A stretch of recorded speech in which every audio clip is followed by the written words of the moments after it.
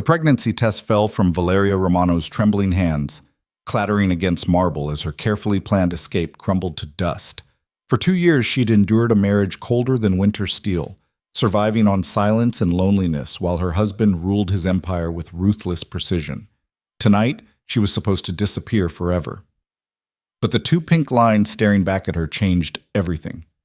She was carrying the child of a man who'd never loved her, or so she believed. What Valeria didn't know was that Adrian Vercelli's coldness had always been a lie, and the truth would either save them both or destroy everything.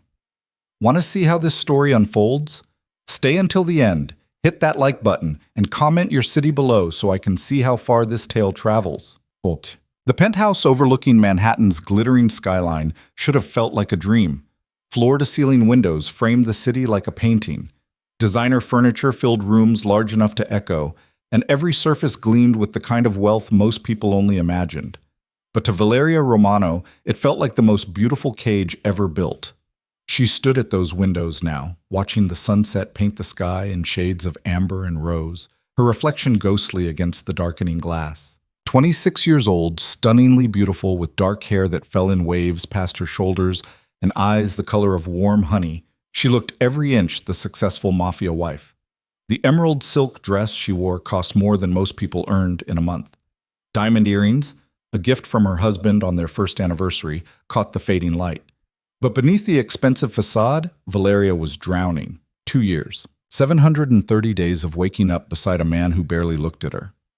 730 nights of eating dinner in silence, of sleeping in the same bed as someone who felt like a stranger, of wondering how love could die so completely without ever being properly buried. Adrian Vercelli. Even his name carried weight in the shadows of New York's underworld. At 34, he commanded an empire built on power, precision, and fear. He was devastatingly handsome in that dangerous way that made smart women nervous. Sharp jawline, dark eyes that could strip away pretense with a single glance, and in presence that filled every room he entered. When he walked into restaurants, conversations stopped. When he made decisions, grown men trembled. But the man who terrified criminals and commanded absolute loyalty was the same man who barely spoke to his wife. Valeria pressed her palm against the cool glass, remembering the man she'd married. That Adrian had been different, still dangerous, still powerful, but warm in ways that made her feel alive. He'd courted her with an intensity that left her breathless, appearing at the small cafe where she worked with flowers and that devastating smile. He'd made her feel seen, cherished, essential.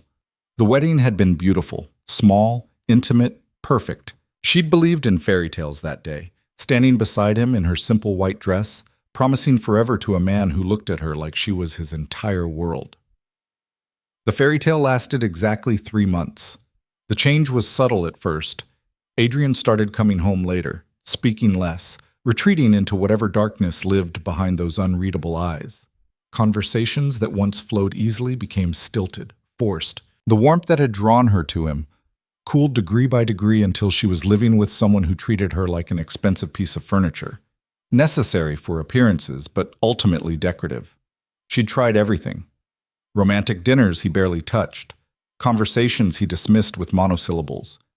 Reaching for him in the night only to feel him pull away, murmuring about being tired, about work, about anything except the truth. Eventually, Valeria stopped trying. She learned to play the role expected of her, the perfect mafia wife, who smiled at parties, stayed silent during business discussions, and pretended her heart wasn't breaking behind the designer clothes and flawless makeup. Mrs. Vercelli? The voice of Maria, their housekeeper, broke through her thoughts. Will Mr. Vercelli be joining you for dinner? Valeria didn't turn from the window. Has he ever? Maria's uncomfortable silence was answer enough. The older woman had worked for Adrian for years, long enough to witness the slow death of the marriage. I'll set the table for one, then. Thank you, Maria. Alone again, Valeria finally allowed herself to acknowledge the decision that had been building for months. The choice that terrified and liberated her in equal measure. She was going to leave Adrian. The thought should have brought panic, but instead she felt something close to relief. She'd been researching for weeks now. Small apartments in Boston, job opportunities, ways to disappear cleanly. She'd been secretly funneling money from the household account Adrian never monitored, building an escape fund one careful withdrawal at a time. Tomorrow, she'd planned to tell her best friend Sophie about the plan. Sophie, who'd been warning her about Adrian from the beginning, who'd watched Valeria transform from vibrant to hollow, would help. Together, they'd finalize the details. 1 month. That's all she needed. 1 month to prepare, to plan, to gather the courage to walk away from the only man she'd ever loved, even if he no longer loved her back. The sound of the penthouse door opening made her tense. Adrian was home early, a rarity that happened maybe twice a month. She heard his footsteps, the familiar rhythm of expensive shoes against marble, heading toward his study as always. Not toward her, never toward her. Valeria closed her eyes, fighting back the sting of tears she'd promised herself she wouldn't shed anymore. She'd cried enough for this marriage. Tonight, she just felt tired. Valeria. His voice, deep and commanding even when quiet, startled her. She turned to find Adrian standing in the doorway of the living room, still wearing his black suit, looking every inch the powerful boss he was. Even now, even drowning in loneliness and hurt, she couldn't deny how devastatingly attractive he was. "You're home early," she said, proud that her voice remained steady. "We need to talk." 4 words that made her heart plummet. In 2 years of near silence, Adrian suddenly needed to talk? She studied his face, trying to read the expression there, but he'd become a master at revealing nothing. About what? He moved into the room with that predatory grace that had once made her pulse race. Now it just made her wary. He stopped a few feet away, close enough to touch, but of course he didn't. "About us." The laugh that escaped her was bitter, brittle. "Us? There is no us, Adrian. There hasn't been for a long time." Something flickered in his dark eyes. Surprise, maybe pain, but it vanished too quickly to identify. "Valeria, no." The word came out sharper than intended, but 2 years of silence had built up an enormous pressure. "You don't get to suddenly want to talk. Not after 730 days of treating me like I'm invisible. Not after turning our marriage into whatever cold, empty thing this has become." "You've been counting the days?" His voice was strained. "I've had nothing else to do." She wrapped her arms around herself, suddenly cold despite the warm apartment. "Do you have any idea what it's like, Adrian? Living with someone who can't stand to look at you? Who flinches when you reach for them? Who treats you like an obligation instead of a wife?" "I never flinched. You did worse. You disappeared while standing right in front of me." The tears came now, hot and angry. "I married a man who made me feel alive, who looked at me like I mattered. That man died 3 months after our wedding, and I've been living with his ghost ever since." Adrian's jaw tightened, the only crack in his controlled facade. "It's not that simple." "Then explain it to me." The words exploded from her, 2 years of hurt and confusion and loneliness pouring out. "Tell me what I did wrong.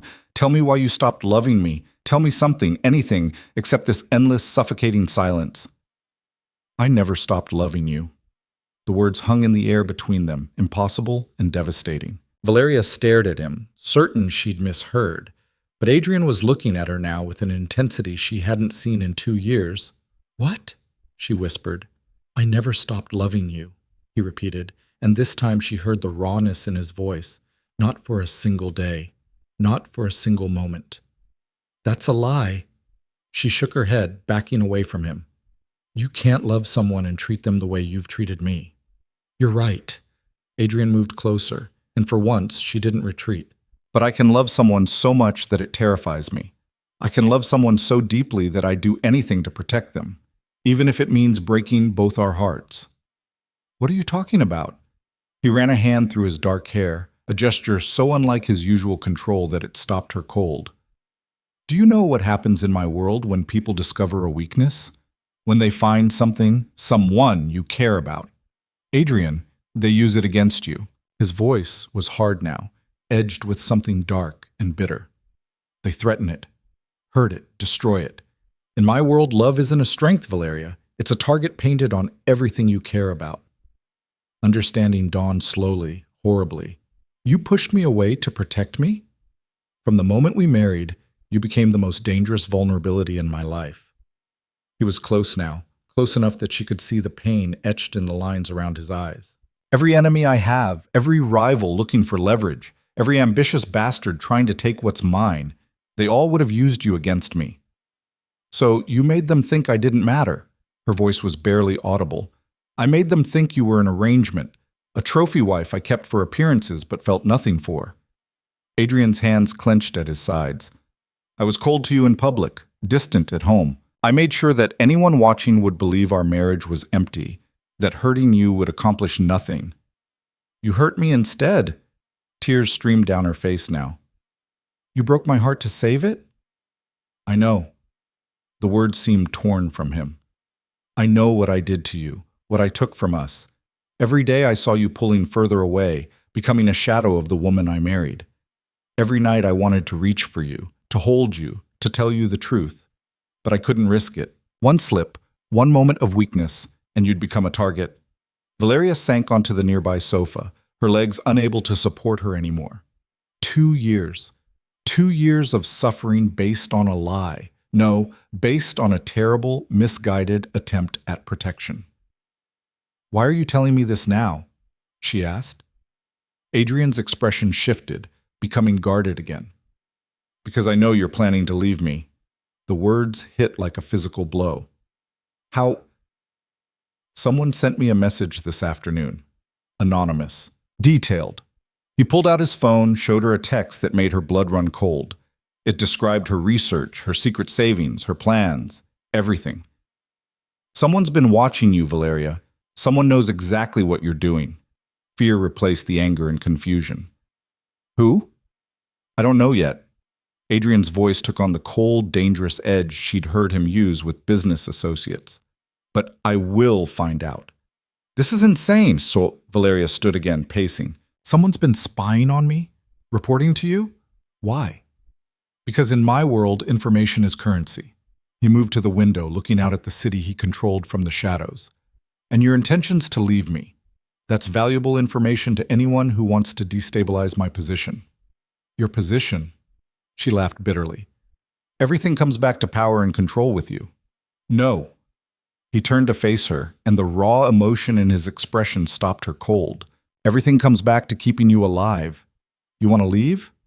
Fine. I'll let you go. I'll give you enough money to disappear anywhere in the world, set you up so you never have to worry about anything again.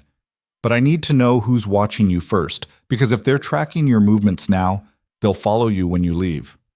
The logic was sound, but Valeria's mind was reeling from too many revelations at once. I can't process this. 2 years of silence, and now you're telling me it was all some elaborate protection scheme? That you still love me, but pushed me away for my own good? It's... She stopped, a wave of dizziness washing over her. The room tilted slightly, and she grabbed the back of the sofa for support. Valeria? Adrian was at her side instantly, his hand on her arm, the first time he'd touched her in months. What's wrong? I don't know. I just feel... Another wave hit, stronger this time, accompanied by a rolling nausea that made her stomach clench. Adrian guided her back to the sofa, his face concerned. When's the last time you ate? This morning, I think? She closed her eyes, trying to will the nausea away. Maybe yesterday. I don't remember. Jesus, Valeria. There was worry in his voice now, genuine and unguarded. Maria! The housekeeper appeared quickly. Yes, Mr. Vercelli? Get some water and crackers. Now. He knelt in front of Valeria, and she could feel his eyes searching her face. How long have you been feeling sick? A few days.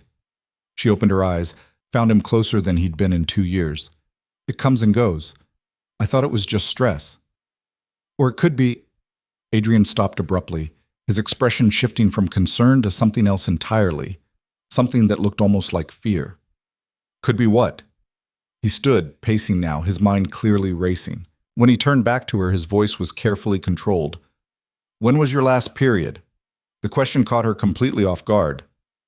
What? Your cycle, Valeria. When was it? She tried to think back, but the past few weeks had been such a blur of planning and secret preparations. I don't know. A few weeks ago? Maybe longer? How much longer? I don't know. The sharpness in her voice came from confusion, not anger. Why does it matter? Adrian crossed to the bar, poured himself a drink with hands that weren't quite steady. Because nausea, dizziness, missed periods, those are symptoms of something very specific. Understanding hit her like a freight train. No. It's possible. No. She stood, even though the movement made her dizzy again. That's not possible. We barely... 3 months ago, Adrian said quietly. Your birthday. You'd had wine with dinner. You came to me and I... He stopped, jaw clenching. I wasn't strong enough to push you away that night. Valeria remembered. She'd been feeling reckless, lonely, desperate for any connection with the stranger she'd married. The wine had given her courage to slip into his bed, to kiss him, to reach for the man she'd lost. And Adrian, for one night only, had let his walls down. The next morning, he'd been colder than ever, and she'd sworn never to humiliate herself like that again. One night, she whispered, 3 months ago, is enough. Maria returned with water and crackers, took one look at the tension in the room, and wisely retreated. Valeria sank back onto the sofa, her mind spinning with impossible calculations. Pregnant. She might be pregnant with Adrian Vercelli's child. I need to know for sure, she said. Adrian was already moving, pulling out his phone. I'll have my doctor here in 20 minutes. No. She held up a hand. No doctors, no staff, no one else. Not until we know. He studied her for a long moment, then nodded. There's a pharmacy 3 blocks from here. I'll go myself. You? The great Adrian Vercelli buying a pregnancy test? A ghost of a smile crossed his face. For you? Yes. He was gone before she could respond, leaving her alone with thoughts that wouldn't stop racing. Pregnant. The word felt foreign, impossible. She'd imagined having children someday, but not like this. Not in a broken marriage with a man who'd spent 2 years pushing her away. And yet, if Adrian was telling the truth, if he'd been protecting her all along, then everything changed. The cold distance, the emotional abandonment, it was all a lie built to keep her safe. But could she believe that? Could she forgive 2 years of loneliness because the motivation was love instead of indifference? Valeria pressed a hand to her stomach, wondering if life was already growing there. A child who would be born into this complicated, dangerous world. A child who would inherit Adrian's power and enemies. A child who might be the only real thing in their marriage of shadows and lies.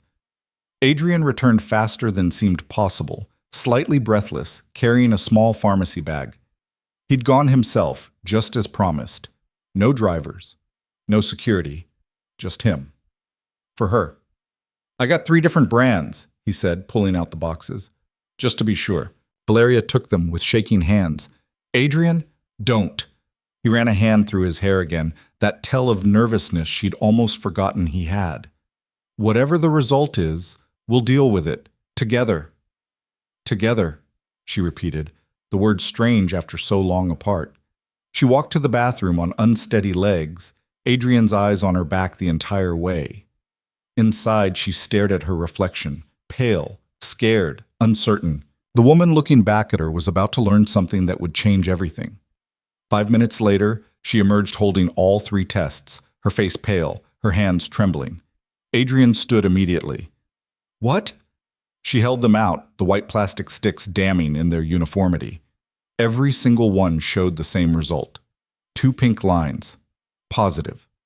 She was pregnant with Adrian Vercelli's child. Adrian stared at the tests, his expression cycling through shock, fear, and something that might have been wonder. When he finally looked up at her, his eyes were dark with emotion. Valeria. His phone buzzed, then again, then continuously, a rapid-fire series of messages that made his expression go cold and dangerous. He pulled it out, read the screen, and every trace of warmth vanished from his face. What is it? Valeria asked, fear creeping up her spine. Adrian showed her the phone. A series of messages, all from the same block number. Congratulations on the pregnancy. Such a vulnerable time for a woman. Especially one carrying the child of the city's most dangerous man. So many things could go wrong. Be careful, Mrs. Vercelli. Valeria's hands went instinctively to her stomach, protective and terrified. Someone knows. Already.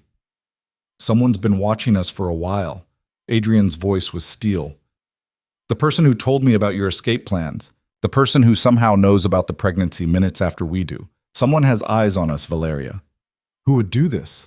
His laugh was dark, bitter. In my world? Take your pick. Rival families looking for leverage, old enemies wanting revenge, ambitious lieutenants ready to exploit any weakness. He moved to the window, scanning the buildings across the street with the practiced eye of someone always watching for threats. Whoever it is, they just made the biggest mistake of their life. What are you going to do? Adrian turned to her, and the man standing there was someone she'd never fully seen before. Not the cold husband, not the passionate lover from their early days, but the ruthless crime boss who'd built an empire on calculated violence and absolute control. I'm going to protect what's mine, he said simply. You and our child. You're my family, and I don't care what I have to do or who I have to destroy, but nobody threatens my family. The possessive intensity in his voice should have frightened her. Instead, for the first time in 2 years, Valeria felt something close to safe. Where do we start? She asked. We? He shook his head. No, you're not getting involved in this. Too late. She moved to stand beside him, her hand unconsciously resting on her stomach again. Someone's already made me involved. Someone's threatening our child. So tell me, where do we start? Adrian looked at her, really looked at her, and something shifted in his expression. Recognition, maybe. Respect. You're not the same woman I married. No, she agreed. That woman died somewhere in the past 2 years. You're stuck with whoever's left. A real smile crossed his face, brief but genuine. I think I like whoever's left even better. Before she could respond, his phone buzzed again. This time the message made his entire body go rigid. What? Valeria demanded. He showed her the screen. Running won't save you. There's nowhere you can hide. But try anyway. It makes the hunt more interesting. Pack a bag, Adrian said, his voice brooking no argument. We're leaving, now. Where are we going? Somewhere I control every entrance, every exit, every person who comes within a mile of you. He was already moving, making calls, activating whatever security protocols he had in place. Somewhere I can keep you safe while I hunt down whoever thinks they can threaten my wife and child. Within 20 minutes, they were in Adrian's car, speeding through the night toward an unknown destination. Valeria watched the city lights blur past, her hand still resting protectively over her stomach. Everything had changed in the span of a few hours. This morning, she'd been planning her escape from a loveless marriage. Tonight, she was fleeing into the darkness with a husband who claimed he'd loved her all along, carrying a child that made her both precious and vulnerable. Adrian, she said softly. Yes? Tell me the truth. About everything. No more protection through distance. No more lies to keep me safe. If we're doing this, if we're bringing a child into your world, I need to know what we're facing. He was quiet for a long moment, his hands tight on the steering wheel. Finally, he nodded. When we get where we're going, I'll tell you everything. Every enemy, every threat, every dark corner of the life I've built. You deserve to know what you're fighting for. And what am I fighting for? Adrian glanced at her, and in the darkness of the car, his eyes held a warmth she'd almost forgotten existed. For us, he said. For the family we could be. If I stop being a coward, and you can find it in yourself to forgive me. Valeria didn't answer. She couldn't, not yet. Too much had been revealed, too many wounds still raw. But as the car carried them into the night, away from the city and toward whatever came next, she felt something she hadn't experienced in 2 years. Hope. Dangerous, fragile, terrifying hope. Behind them, the Manhattan skyline disappeared into the darkness. Ahead, the road stretched endlessly, leading them toward a future neither of them could predict. But for the first time since their wedding day, Adrian and Valeria Vercelli were facing it together. And somewhere in the shadows, someone was watching, waiting, planning their next move in a game neither of them fully understood yet. The hunt had begun. The safe house materialized from the darkness like something out of a dream or a fortress. 3 hours north of Manhattan, deep in the Adirondack Mountains, the compound sat perched on a hillside surrounded by dense forest. High walls, surveillance cameras, armed guards at every checkpoint. Adrian navigated through the security layers with practiced ease, each gate opening at his approach, each guard nodding recognition. Valeria watched it all with growing unease. How long have you had this place? 4 years. Since before we met. Adrian pulled the car into an underground garage, the heavy door closing behind them with a sound like a vault ceiling. I've never brought anyone here. Not business associates, not family. No one. Why now? He turned off the engine, sat in the sudden silence for a moment. Because this is the only place in the world where I know every person, every entrance, every potential threat. Because I built it specifically for a moment like this, when I'd need to protect something more valuable than my own life. The weight of those words settled between them as they exited the car. The garage was immaculate, clinical, housing 3 other vehicles and what looked like enough security equipment to stage a small invasion.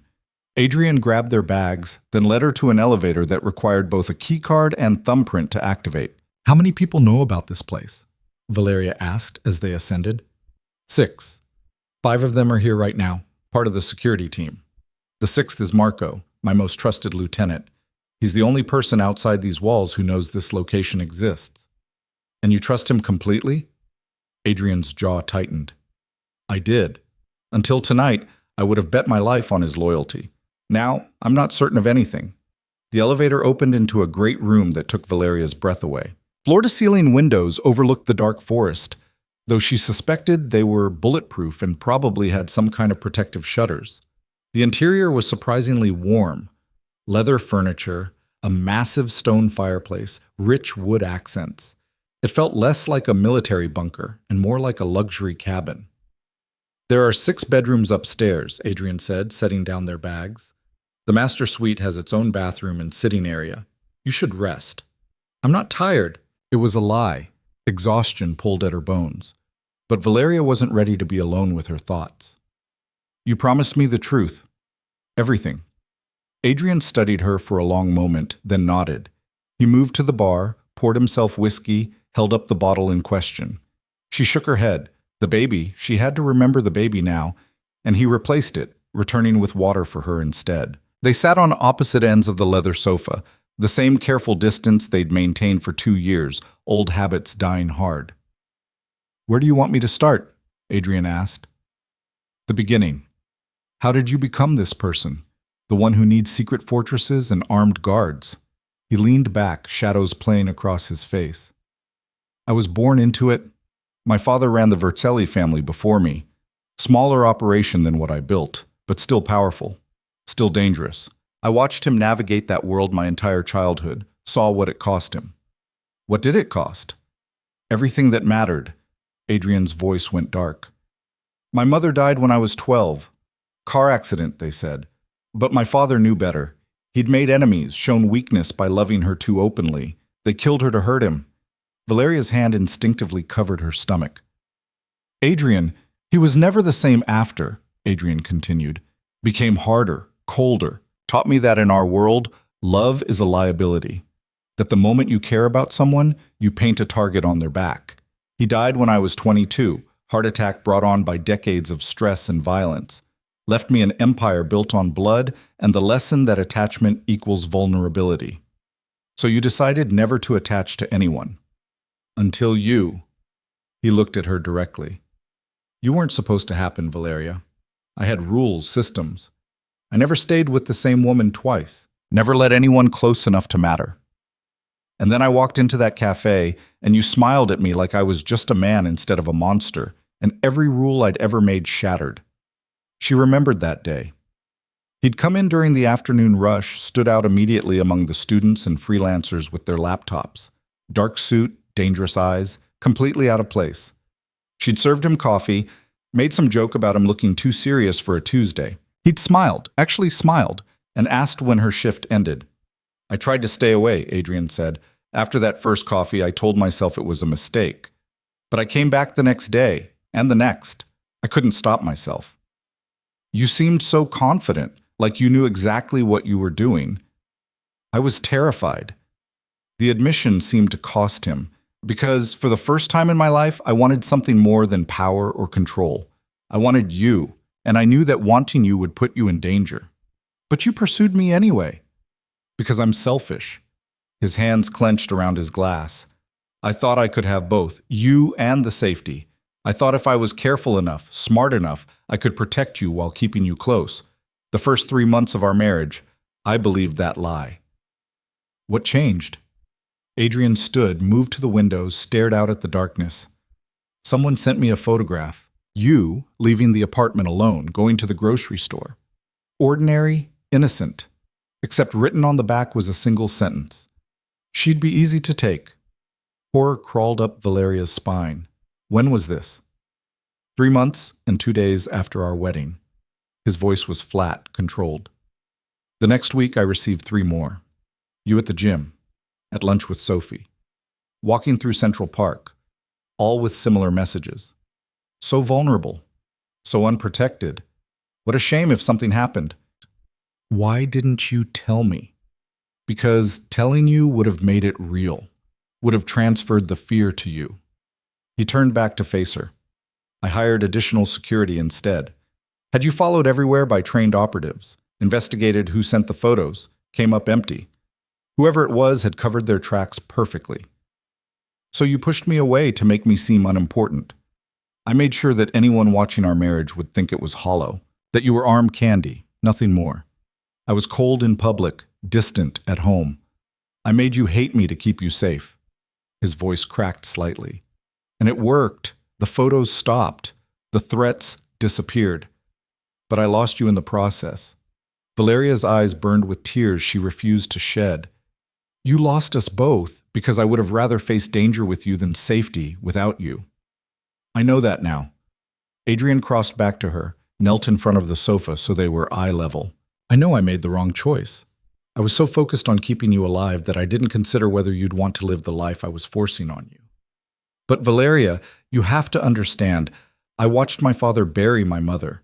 I've seen what happens when love becomes a weapon. I couldn't... His voice broke completely. I couldn't survive losing you that way. She reached out, her hand hovering near his face before finally making contact, fingers brushing his jaw. He closed his eyes at the touch like it pained him. So you lost me slowly instead, she whispered. Yes. They sat in that moment, 2 years of misunderstanding and hurt hanging between them. Finally, Valeria pulled her hand back. The pregnancy changes everything, she said. I know. We can't raise a child in this half-life. Either we're together, really together, or we end this completely. No more protection through distance. No more noble sacrifice. Because our baby deserves parents who are honest with each other, even when that honesty is dangerous. Adrian's dark eyes searched her face. What are you saying? I'm saying that if you want this marriage to survive, you have to let me in. All the way. The danger, the enemies, the darkness. I need to see all of it, and you need to stop treating me like I'm made of glass. She straightened her shoulders. I'm stronger than you think. Stronger than I knew I was. You're terrifying, Adrian said, but there was admiration in his voice. Good. Valeria stood, suddenly restless. Now tell me who you think is threatening us. Adrian rose as well, his mind clearly shifting gears into strategic mode. The timing is too precise to be coincidence. Someone knew about your escape plans before I did. Someone knew about the pregnancy within minutes of us finding out. That level of surveillance requires resources and access. Access to what? To us, our home, our phones, possibly our conversations. He pulled out his cell, stared at it with disgust. I'll have Marco bring clean devices tomorrow. These could be compromised. You said you trusted Marco completely. I do, but I also trusted my security team, my household staff, my business associates. Someone in my inner circle is feeding information to an enemy, either willingly or unknowingly. Valeria processed this. How many people are in your inner circle? Too many. Adrian moved to a laptop on the desk, opened it, pulled up what looked like organizational charts. I have 12 lieutenants who report directly to me. Each of them has their own crews, their own operations. Then there's the household staff, Maria, the security detail at the penthouse, the drivers. Add in the people who handle my legitimate businesses as cover. We're talking about maybe 200 people who have varying levels of access to my life. That's a lot of potential leaks, which is why I need to narrow it down. He pulled up another screen, this one showing surveillance feeds from what she recognized as their penthouse. Someone had to plant bugs or cameras to know about your plans. Maria was there all day. The security team rotates shifts. Any of them could have had access. Valeria joined him at the desk, studying the feeds. What about the pregnancy? How did they know so fast? That's what worries me most. Adrian's expression was grim. The only way they could know that quickly is if they have real-time audio surveillance in our home, which means they've been listening to everything we say. The violation of it made Valeria's skin crawl. How long? I don't know. Could be weeks, could be months. He closed the laptop. But I'm going to find out. And when I do, whoever's responsible is going to wish they'd never been born. The cold promise in his voice reminded Valeria exactly who she'd married. Not just a man, but a force of nature capable of extraordinary violence when provoked. What's our next move? She asked. Our move is you rest while I make some calls. At her protest, he held up a hand. I'm not shutting you out, but you're pregnant, exhausted, and we've had enough shocks for one night. Tomorrow, we plan together. Tonight, you sleep. Valeria wanted to argue, but another wave of exhaustion hit her. The adrenaline that had carried her through the past few hours was fading fast, leaving her hollow and drained. Fine, she conceded. But Adrian? No more secrets. When you make those calls, I want to know what you learn. Deal. He surprised her by leaning in, pressing a kiss to her forehead, the first real affection he'd shown in 2 years. Get some rest. I'll be up in a few hours. The master suite was as impressive as the rest of the house. King-size bed with soft linens, sitting area with more bulletproof windows, bathroom that could have been in a 5-star hotel. Valeria showered, standing under the hot water until her muscles relaxed, trying to process everything that had happened. She was pregnant. Her husband still loved her. Someone was threatening their child. They were hiding in a secret fortress in the mountains. 24 hours ago, her biggest concern had been finalizing her escape plan. When she finally crawled into bed, she expected sleep to be impossible. Instead, exhaustion claimed her immediately, dragging her down into darkness. She woke to sunlight streaming through the windows and the smell of coffee. For a disoriented moment, she forgot where she was. Then memory returned in a rush. The pregnancy test, the threats, the drive through the night. Valeria found Adrian in the kitchen, looking like he hadn't slept at all. 2 laptops were open on the counter, his phone beside them, pages of notes scattered around. He'd changed into jeans and a black sweater, looking more casual than she'd seen him in years. Please tell me you got some sleep, she said. He looked up, and despite the exhaustion evident in his face, his eyes warmed when they landed on her. A few hours. Coffee? Decaf, if you have it. Already made. He poured her a cup, added cream the way she liked it, a detail he'd remembered despite 2 years of distance. How are you feeling? Nauseous, but manageable. She accepted the coffee, studied the organized chaos spread across the counter. What did you learn? Adrian's expression darkened. Marco brought clean phones and swept our penthouse remotely. He found 3 listening devices, one in the living room, one in our bedroom, one in my study. All high-end military-grade equipment placed within the last 6 weeks. Valeria's hand trembled slightly, coffee sloshing in the cup. 6 weeks. Someone's been listening to us for 6 weeks. Which means they know everything. Your conversations with Sophie about leaving, my business discussions, our fight last night. He pulled up security footage on one of the laptops. I've been reviewing who had access to the apartment during that time frame. The list is shorter than I expected. How short? 15 people, Maria and the other household staff, the regular security detail, a tech consultant I brought in to upgrade the home network. He highlighted names on a list. I've had Marco investigating each of them overnight. Most check out clean, been with me for years, families I know, no suspicious financial activity. Most? 3 anomalies. Adrian pulled up files. First, Carlos, one of the security guards. He's been with me for 2 years, but Marco discovered he's been making deposits to an offshore account. Small amounts, but regular. How small? $5,000 a month? Not enough to live on, but enough to suggest someone's paying him for something. Valeria set down her coffee. You think he planted the bugs? Possibly, but his access to the penthouse is limited. His perimeter security rarely comes inside. He could have planted the living room device when I had that reception in September, but the bedroom and study would have been harder. Who else? Second is the tech consultant, David Chen. Came highly recommended, did excellent work on the network upgrade, but Marco can't find any record of him before 3 years ago. No previous employment, no digital footprint, nothing. False identity? Or someone who's very good at erasing their past? Adrian's jaw tightened, which in my world usually means intelligence services or deep cover operative. And the third? Adrian hesitated, and Valeria saw real pain cross his face. Maria. No. The word came out sharp. Maria's worked for you for what, 8 years? She's been nothing but kind to me. I know, and I don't want to believe it either, but Marco found something. He pulled up bank records. Her daughter, Lucia, lives in California, received a payment of $50,000 6 weeks ago. Anonymous donor, no explanation. Maria never mentioned it. Valeria's mind reeled. Sweet maternal Maria who'd tried to make her feel welcome when Adrian wouldn't. Maria who'd witnessed the slow death of their marriage and offered quiet sympathy. Maria who'd been in the penthouse every single day for the past 6 weeks. There could be innocent explanations, Valeria said, but even she heard the doubt in her voice. Could be. Adrian closed the laptop, which is why I'm not making any moves until I have proof. But Valeria, you need to understand something. In my world, trust is a luxury I can't afford. Anyone could be compromised. Anyone could be the threat. Even Marco? Even Marco. The admission clearly cost him. Which is why I had him bring the clean phones but didn't tell him everything.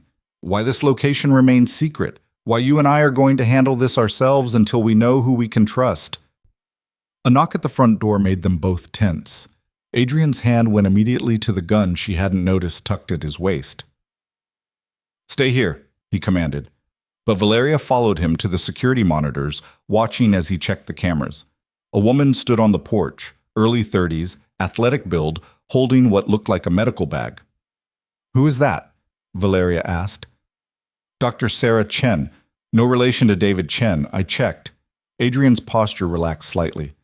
I called her last night. She's a private physician I've used for sensitive situations. Completely discreet. You brought a doctor?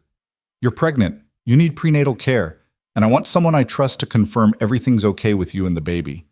He moved toward the door. Sarah's been on my payroll for 5 years. She's never betrayed a confidence.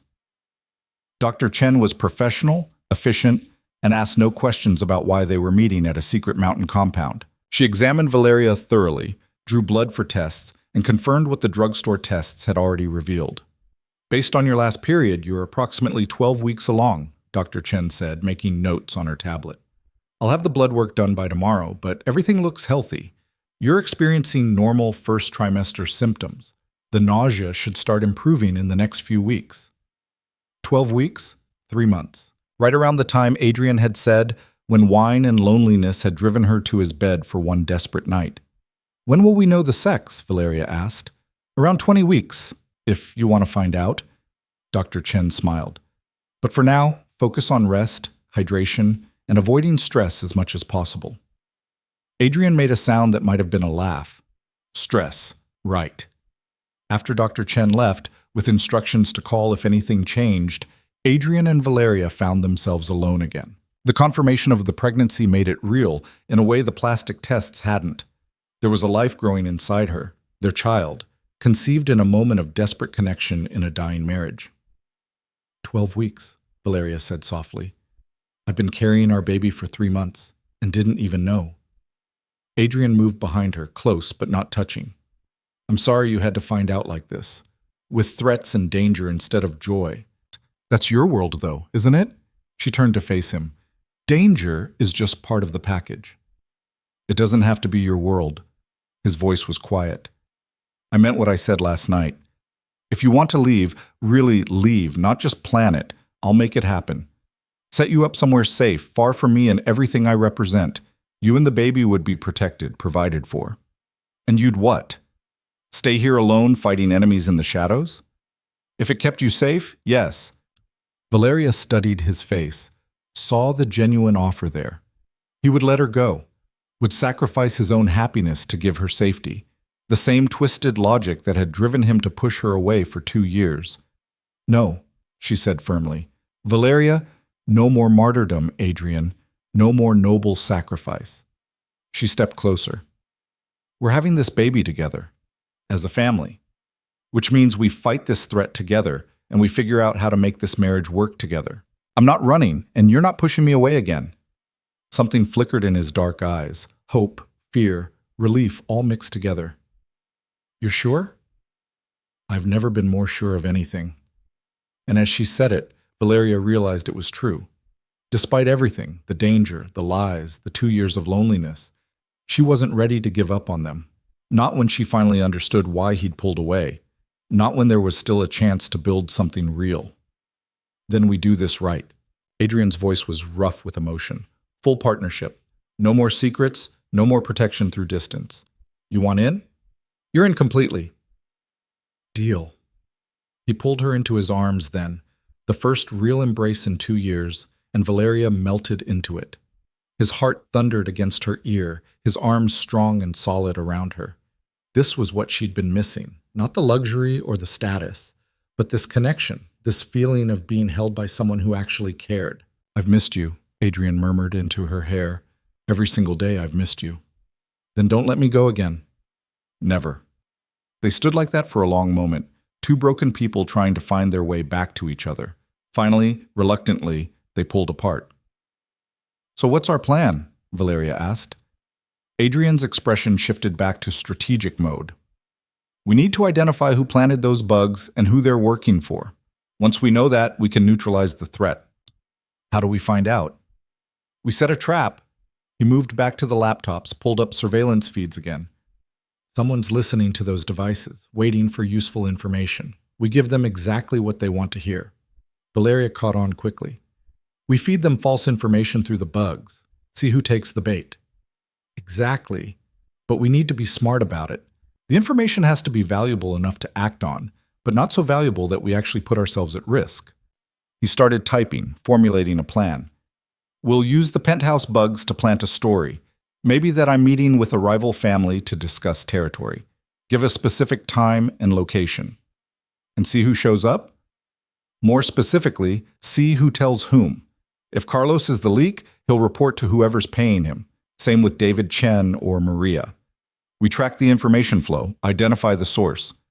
What if whoever's listening doesn't take the bait? Then we try something else. But people get greedy, especially when they think they have the upper hand. Someone's been watching us for weeks, learning our patterns, building their case. They won't be able to resist intel about a major meeting. It was manipulative, calculating, and probably dangerous. It was also the first real plan they had. When do we start? Valeria asked. Tonight. I'll have Marco arrange everything from his end, book a private room at a restaurant, make it look legitimate. Then we return to the penthouse, have a loud argument about my business dealings where the bugs can hear everything. Plant the story. And then? Then we come back here and wait to see who takes the bait. Adrian pulled her close again. But I need you to promise me something. What? If things go wrong, if the threat escalates, or if I tell you to run, you do it. No arguments, no questions. You take the clean phone, you follow the escape protocols I'm about to teach you, and you disappear until I make things safe again. Valeria wanted to argue, to insist she wouldn't abandon him, but she had more than herself to think about now. Her hand moved to her stomach, to the life growing there. I promise, she said, but only if things go wrong. Until then, we're in this together. Together, Adrian agreed. They spent the rest of the day preparing. Adrian walked her through the compound's security system, showed her the escape routes, taught her how to use the clean phones and the encrypted apps that would let them communicate if separated. He was thorough, patient, treating her like a partner instead of a fragile thing to be protected. As sunset painted the mountain sky in shades of orange and purple, they prepared to return to Manhattan. Back to the beautiful cage where someone had been watching their every move. Back to set a trap for an enemy they couldn't yet see. Ready? Adrian asked as they climbed into the car. Valeria looked back at the compound. This fortress, built to protect something precious. Then she looked at Adrian, at the man who'd loved her enough to break both their hearts trying to keep her safe. Ready, she said. The drive back to the city felt different than the panicked flight north. This time they had a plan, a purpose. This time they were united instead of broken. When they finally pulled into the underground garage of their building, Adrian turned to her one more time. "Last chance to change your mind," he said. "Once we walk back into that penthouse, we're committed to this path." Valeria thought about the child growing inside her, about the marriage she'd almost abandoned, about the man beside her who'd made terrible choices out of misguided love. "I'm not changing my mind," she said. "Let's catch whoever's threatening our family." They rode the elevator up in tense silence, both preparing for the performance they were about to give. When the doors opened onto their penthouse, everything looked exactly as they'd left it, beautiful, expensive, hollow. Except now they knew it was compromised. Somewhere in these rooms, devices were listening to every word. Adrian closed the door behind them, then immediately launched into the planned argument, his voice loud enough to carry. "I don't care what Marco thinks. The meeting with the Castellanos is happening tomorrow night, and that's final." Valeria picked up her cue. "You're being reckless, Adrian. Meeting with them now, after everything that's happened?" "It's business, Valeria. Something you've never understood." They continued the charade, painting a picture of a secret meeting at a specific restaurant, at a specific time. Information too good for their enemy to ignore. When it was done, when the false intelligence had been planted, they retreated to separate rooms as they'd planned, keeping up the appearance of a fractured marriage even while working together. But hours later, when the apartment was dark and silent, Adrian slipped into her room, climbed into bed beside her, pulled her close. "Tomorrow we'll see who takes the bait," he whispered. "And then? Then we end this. Whatever it takes, whoever's behind it, we end this threat so our child can grow up safe."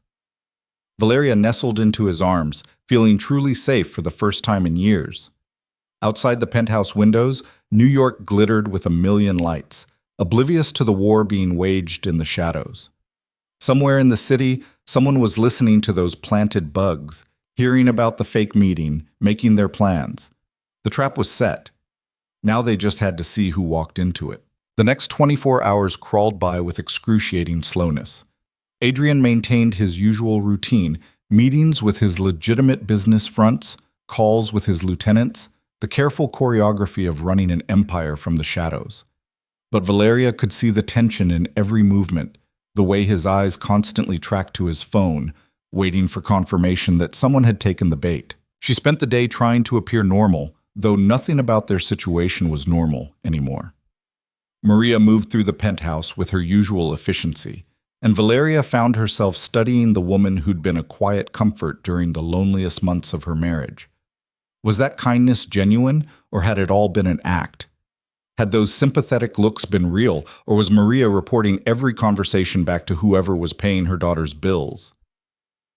"Mrs. Vercelli, would you like lunch?" Maria asked, appearing in the doorway of the living room where Valeria sat pretending to read. "Just something light, thank you." Valeria forced a smile, hating the suspicion that colored every interaction now. "Maybe soup?" "Of course. The chicken soup you like?" The one Maria had made specially when Valeria caught a cold last winter, learning the recipe from her own grandmother.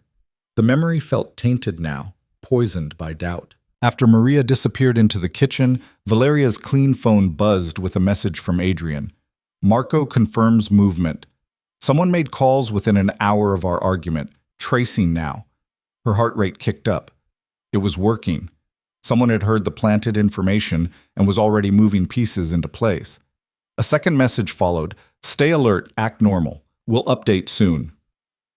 Normal. As if anything about this was normal. As if she wasn't sitting in a compromised home, pregnant with the child of a man she'd planned to leave days ago, waiting to see which of their trusted employees had betrayed them. Valeria's hand drifted to her stomach, a gesture that was becoming automatic. 12 weeks.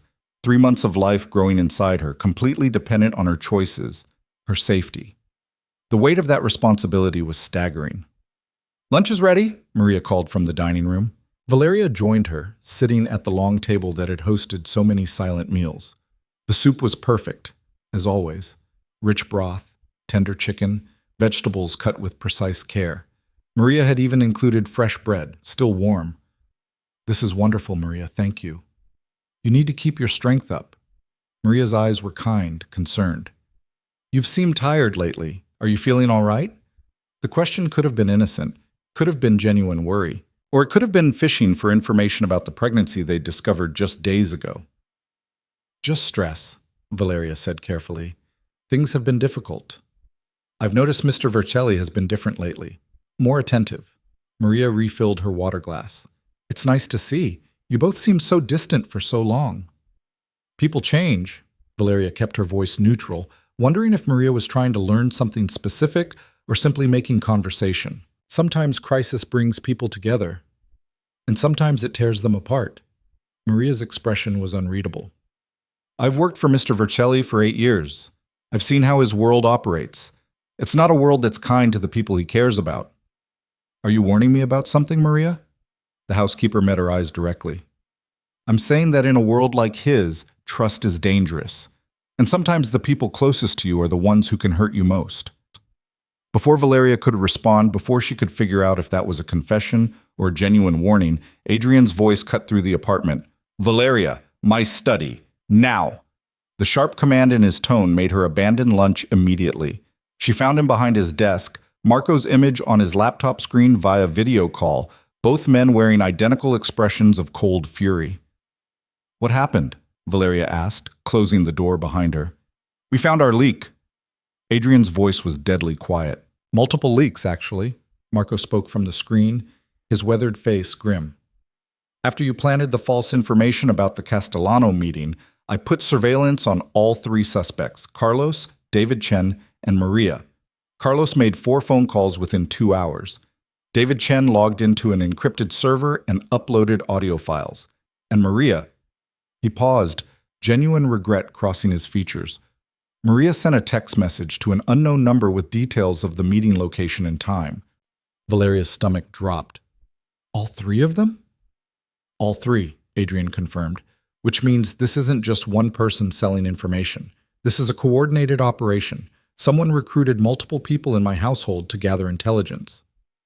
But why? Valeria moved closer to the desk. What do they gain from listening to us? Knowledge is power, Marco said. Your marriage troubles, your plans to leave, the pregnancy, all of it paints a picture of Adrian's vulnerabilities. And in our world, vulnerabilities are currency. Adrian pulled up files on his screen showing the phone records and data transfers Marco had traced. The question is who they're reporting to. Marco tracked the communications. They all lead back to different points, but there's a pattern. What kind of pattern? All the money comes from the same source, filtered through different accounts to hide the connection. Marco highlighted sections of financial records. Someone with serious resources set this up months ago. Professional operation, military-grade surveillance equipment, payments structured to avoid detection. This isn't some amateur trying to muscle in on territory. Then who? Valeria asked. Adrian's expression went dark. Marco traced the original funding source. It took some creative accounting and a few calls to people who owe me favors, but we found it. And? It's coming from the Castellano family. The name hung in the air like a death sentence. Valeria had heard Adrian mention the Castellanos before, one of the 5 major crime families in New York, rivals who'd maintained an uneasy peace with the Vercellis for years. Why would they go to this much trouble? She asked. Because Victor Castellano is dying, Marco said bluntly. Cancer, maybe 6 months left. And his 3 sons are fighting over who takes control. The youngest, Dante, thinks the best way to prove himself is to eliminate the competition before the old man dies. By going after Adrian's family, Valeria finished, understanding dawning. Make him look weak, distracted by personal problems. Then move in on his territory while he's vulnerable. Exactly. Adrian's hands clenched on the desk. They've been watching us for weeks, gathering information, waiting for the right moment to strike. Your plans to leave would have been perfect. Wife abandoning the great Adrian Vercelli. Would have made me look foolish, damaged my reputation. But then I got pregnant instead, which gave them something even better. His voice was ice. A pregnant wife and an unborn child. The ultimate leverage. They could threaten you both, force me to make concessions, maybe even get me to walk away from my territory entirely to keep you safe. Valeria felt cold despite the warm room. What are we going to do? Adrian looked at Marco. How many people know about the real meeting tomorrow? Just us. I set it up exactly as you specified. Booked the private room at Maria, made it look legitimate. As far as the Castellanos know, you'll be there negotiating with them at 8 p.m. Good. Adrian's smile was predatory. Then that's exactly where I'll be, but not to negotiate. Adrian, Valeria started, but he cut her off. This ends tomorrow night. The Castellanos made a mistake going after my family. Now I'm going to remind them why that was a very bad idea. Marco's expression was approving. You want me to arrange the usual support? No, I want you to make sure Valeria gets back to the mountain compound safely. Take the route through Connecticut, full security detail. Once she's secure, then you bring the team. Absolutely not, Valeria's voice was sharp. You're not sending me away while you walk into a trap. It's not a trap if I'm expecting it. Adrian stood, moved around the desk. I'll have 20 armed men positioned around that restaurant. The Castellanos think they're meeting me for negotiation. Instead, they're going to find out what happens when someone threatens what's mine. And if something goes wrong, if they're more prepared than you think, then Marco gets you somewhere safe and you raise our child far away from this world. He cupped her face in his hands. I need to know you're protected, Valeria. I can't walk into this if I'm worried about you. She wanted to argue, to insist on staying by his side, but the hand she unconsciously placed on her stomach reminded her that she wasn't making decisions for just herself anymore. I hate this, she whispered. I know, but after tomorrow it's over. The Castellanos will understand that coming after my family costs more than they're willing to pay, and we can start building the life we should have had all along. A knock at the study door interrupted them. Maria's voice came through. Mr. Vercelli, there's a delivery for you. The courier insists on handing it to you personally. Adrian and Valeria exchanged glances. I didn't order anything, he said quietly, then raised his voice. Tell them to leave it with security downstairs. He says it's urgent, something about a gift from an old friend. Adrian's hand went to the gun at his waist. Stay here, he told Valeria, then called to Maria. Send him away. I'm not accepting deliveries today. But before Maria could respond, the apartment's power cut out, plunging them into darkness. Emergency lighting kicked in seconds later, bathing everything in an eerie red glow. That's not a coincidence, Marco said sharply from the laptop screen, now running on battery power. Adrian, you need to get Valeria out of there now. Adrian was already moving, grabbing Valeria's arm, pulling her toward the bedroom. The safe room. Behind the closet. What about you? I'll handle this. Go. But they'd barely made it to the hallway when the apartment door exploded inward with a deafening crash. Armed men in tactical gear poured through the opening, weapons raised, moving with professional precision. Adrian shoved Valeria behind him, his own gun drawn, but they were outnumbered and outpositioned. 5 men, all heavily armed, all trained. This wasn't a random attack. This was a military operation. Put the gun down, Vercelli, one of them said, his voice muffled by a mask. We're not here to kill you, yet. Then what do you want? To deliver a message. The lead man gestured, and 2 others grabbed Valeria before Adrian could react, yanking her away from him. She cried out, fighting against their grip, but they were too strong. Let her go. Adrian's voice was lethal, but the gun now pointed at Valeria's head stopped him from moving. The message is simple, the masked man continued. Dante Castellano sends his regards. Tomorrow night's meeting? Consider it canceled. He's decided to skip negotiations and move straight to the acquisition phase. If you hurt her, we're not going to hurt her. Not today, anyway. The man pulled out a phone, snapped a photo of Valeria being held at gunpoint. This is just a preview, a demonstration that we can get to your wife anytime, anywhere. Your fortress of a penthouse? Not so secure after all. How did you get past my security? Adrian's mind was clearly racing, trying to find an angle, an opportunity. You mean Carlos? He's currently taking a nap. Permanently. The casual mention of murder made Valeria's blood run cold. David Chen helped with the building's security systems. Turns out he's better at disabling them than installing them. And Sweet Maria? She made sure we knew exactly when you'd be in the study, distracted by your little war council. Maria. The betrayal cut deep, even though Valeria had known it was possible. The woman who'd shown her kindness, who'd offered comfort during the loneliest times, all of it had been a lie. What does Dante want? Adrian asked, his voice controlled despite the rage Valeria could see burning in his eyes. Your territory, your operations, your empire. And in exchange, your wife and child live. The masked man moved closer.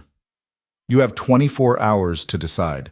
Tomorrow night, 8 p.m., you're going to meet Dante at the location we specify. You're going to sign over everything you've built, and then you're going to disappear quietly, leaving New York and never coming back. And if I refuse? The gun pressed harder against Valeria's temple. Then we start sending you pieces of your family until you reconsider. Starting with the baby. Adrian's face went absolutely white, his control slipping for the first time. You're dead. All of you. Dante Castellano, everyone who works for him, everyone who's ever said his name, you're all dead. Big threats from a man with no leverage. The masked man gestured to his team. We're leaving now. Don't try to follow. Don't try anything heroic. We'll be watching. Every move you make, every call you place, we'll know about it. They backed toward the destroyed door, keeping their weapons trained on both Adrian and Valeria.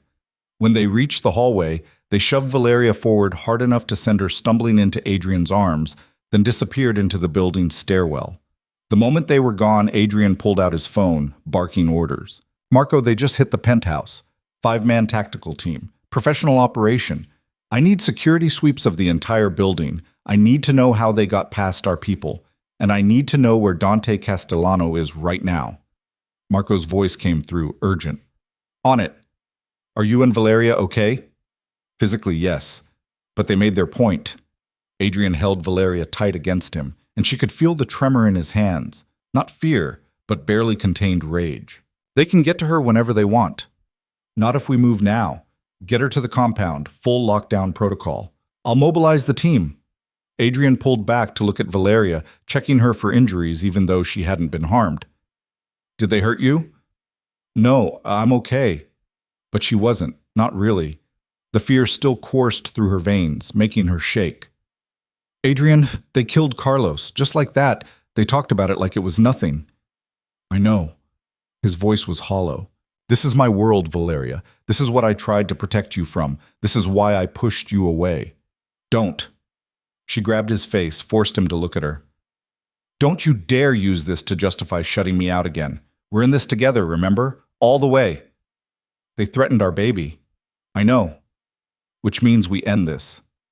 Not tomorrow night on Dante's terms, but now. On ours.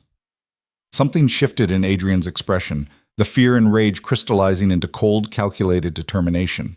You're right. No more defense. No more waiting for them to make the next move. He pulled out his clean phone, made a series of rapid calls.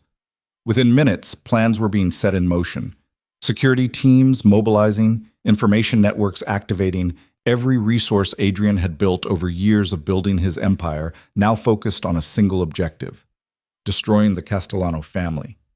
Maria appeared in the doorway, her face pale, eyes wide with what looked like genuine fear. Mr. Vercelli, I heard... Save it. Adrian's voice could have cut glass. I know about the texts, the payments to your daughter, everything. You've been feeding information to the Castellanos for 6 weeks. The housekeeper's face crumpled. They said they'd hurt Lucia, that if I didn't help them, they'd... Tears streamed down her face. I didn't want to, Mr. Vercelli. I tried to just give them small things, nothing important. But they kept asking for more, threatening more, and I was so scared. Get out! Adrian's voice was flat. You have 5 minutes to leave this apartment. If you're still here when my security team arrives, you'll be arrested for conspiracy and espionage. Please, I never meant... 4 minutes. Maria fled, her sobs echoing through the apartment. Valeria felt a pang of sympathy despite everything. The woman had been caught between impossible choices, trying to protect her daughter. But that didn't change what she'd done, the betrayal that had put them all at risk. Do you think she was telling the truth? Valeria asked. About being forced? Probably. The Castellanos are good at finding leverage. Adrian moved to the windows, looking out at the city. They found Maria's weak point, her daughter, and exploited it. Same way they tried to exploit my love for you. Tried? I'm not negotiating with terrorists, and I'm sure as hell not signing over everything I've built. His reflection at the glass was hard, ruthless. but I'm going to make sure they never threaten you or our child again." Marco's voice came through the phone, which Adrian had set to speaker. "Boss, I've got locations on 3 of the 5 men who hit your place. Facial recognition from your building's cameras matched them to known Castellano enforcers.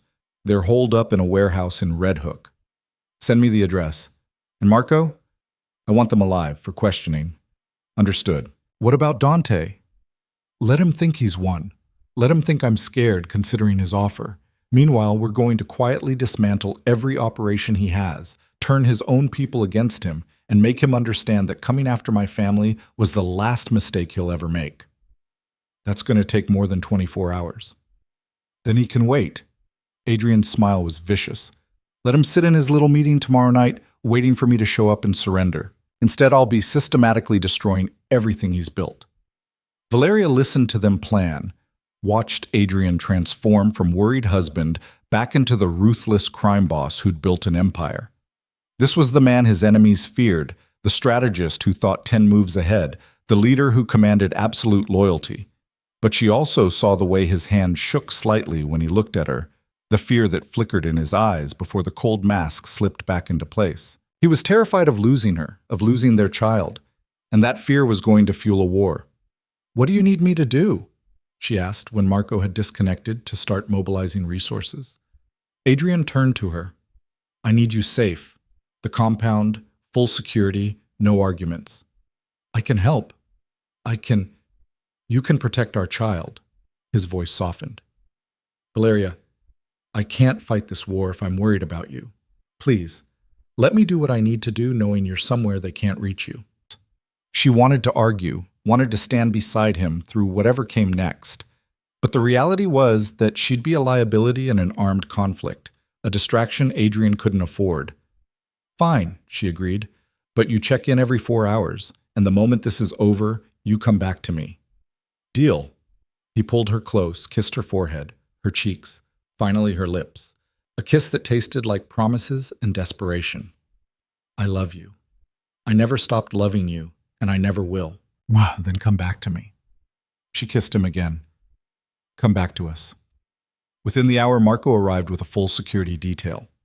The building's compromised security team had been replaced, the dead guard's body removed quietly, the damage to the penthouse door already being repaired. Adrian's world moved with efficient brutality, cleaning up violence like it was just another Tuesday. Valeria packed a bag under Marco's watchful eye, gathering clothes and necessities for what might be an extended stay at the compound. As she moved through the penthouse, she tried not to think about what Adrian was planning, what violence would be necessary to end this threat. But she couldn't stop her mind from going there. Carlos was already dead. How many more would die before this was over? What price would Adrian pay to keep her safe? "Mrs. Vercelli, we need to move," Marco said gently. "Boss wants you on the road before dark." She took one last look at the apartment, the beautiful cage that had felt like a prison for so long. When she came back, everything would be different. Either Adrian would have won and they could start building a real life together, or he'd be dead and she'd be raising their child alone. "I'm ready," she said. Adrian met them at the elevator, his face carefully controlled. He pulled Valeria aside, spoke quietly enough that Marco and the security team couldn't hear. "If something goes wrong, nothing's going to go wrong. If it does," he continued firmly, "Marco has instructions. Bank accounts in your name, properties around the world, everything you and the baby would need. Documents for new identities, contacts who can help you disappear, you'll be taken care of." "Adrian, stop. I need to say this." His hands cupped her face. "You're the best thing that ever happened to me. These past 2 years, pushing you away, they were the biggest mistake of my life. If I could go back, if I could do it differently, we can't go back. But we can go forward." She covered his hands with hers. "So you need to win this fight, Adrian. You need to come back to me so we can have that forward together." "I will." He kissed her one more time, deep and claiming. "I swear to you, I will." Then Marco was ushering her into the elevator, and the doors were closing, and Adrian was standing alone in the penthouse, looking like a man preparing for war. The drive to the compound felt endless. Marco had brought 3 other vehicles, each with armed guards, creating a convoy designed to repel any attack. They took a circuitous route through Connecticut, changing highways multiple times to ensure they weren't followed. Valeria sat in the back of the armored SUV, one hand on her stomach, trying not to think about Adrian facing down the Castellano family alone, trying not to imagine all the ways this could go wrong. "He'll be okay," Marco said, as if reading her thoughts. "I've known Adrian for 15 years. I've seen him handle situations that should have killed him 10 times over.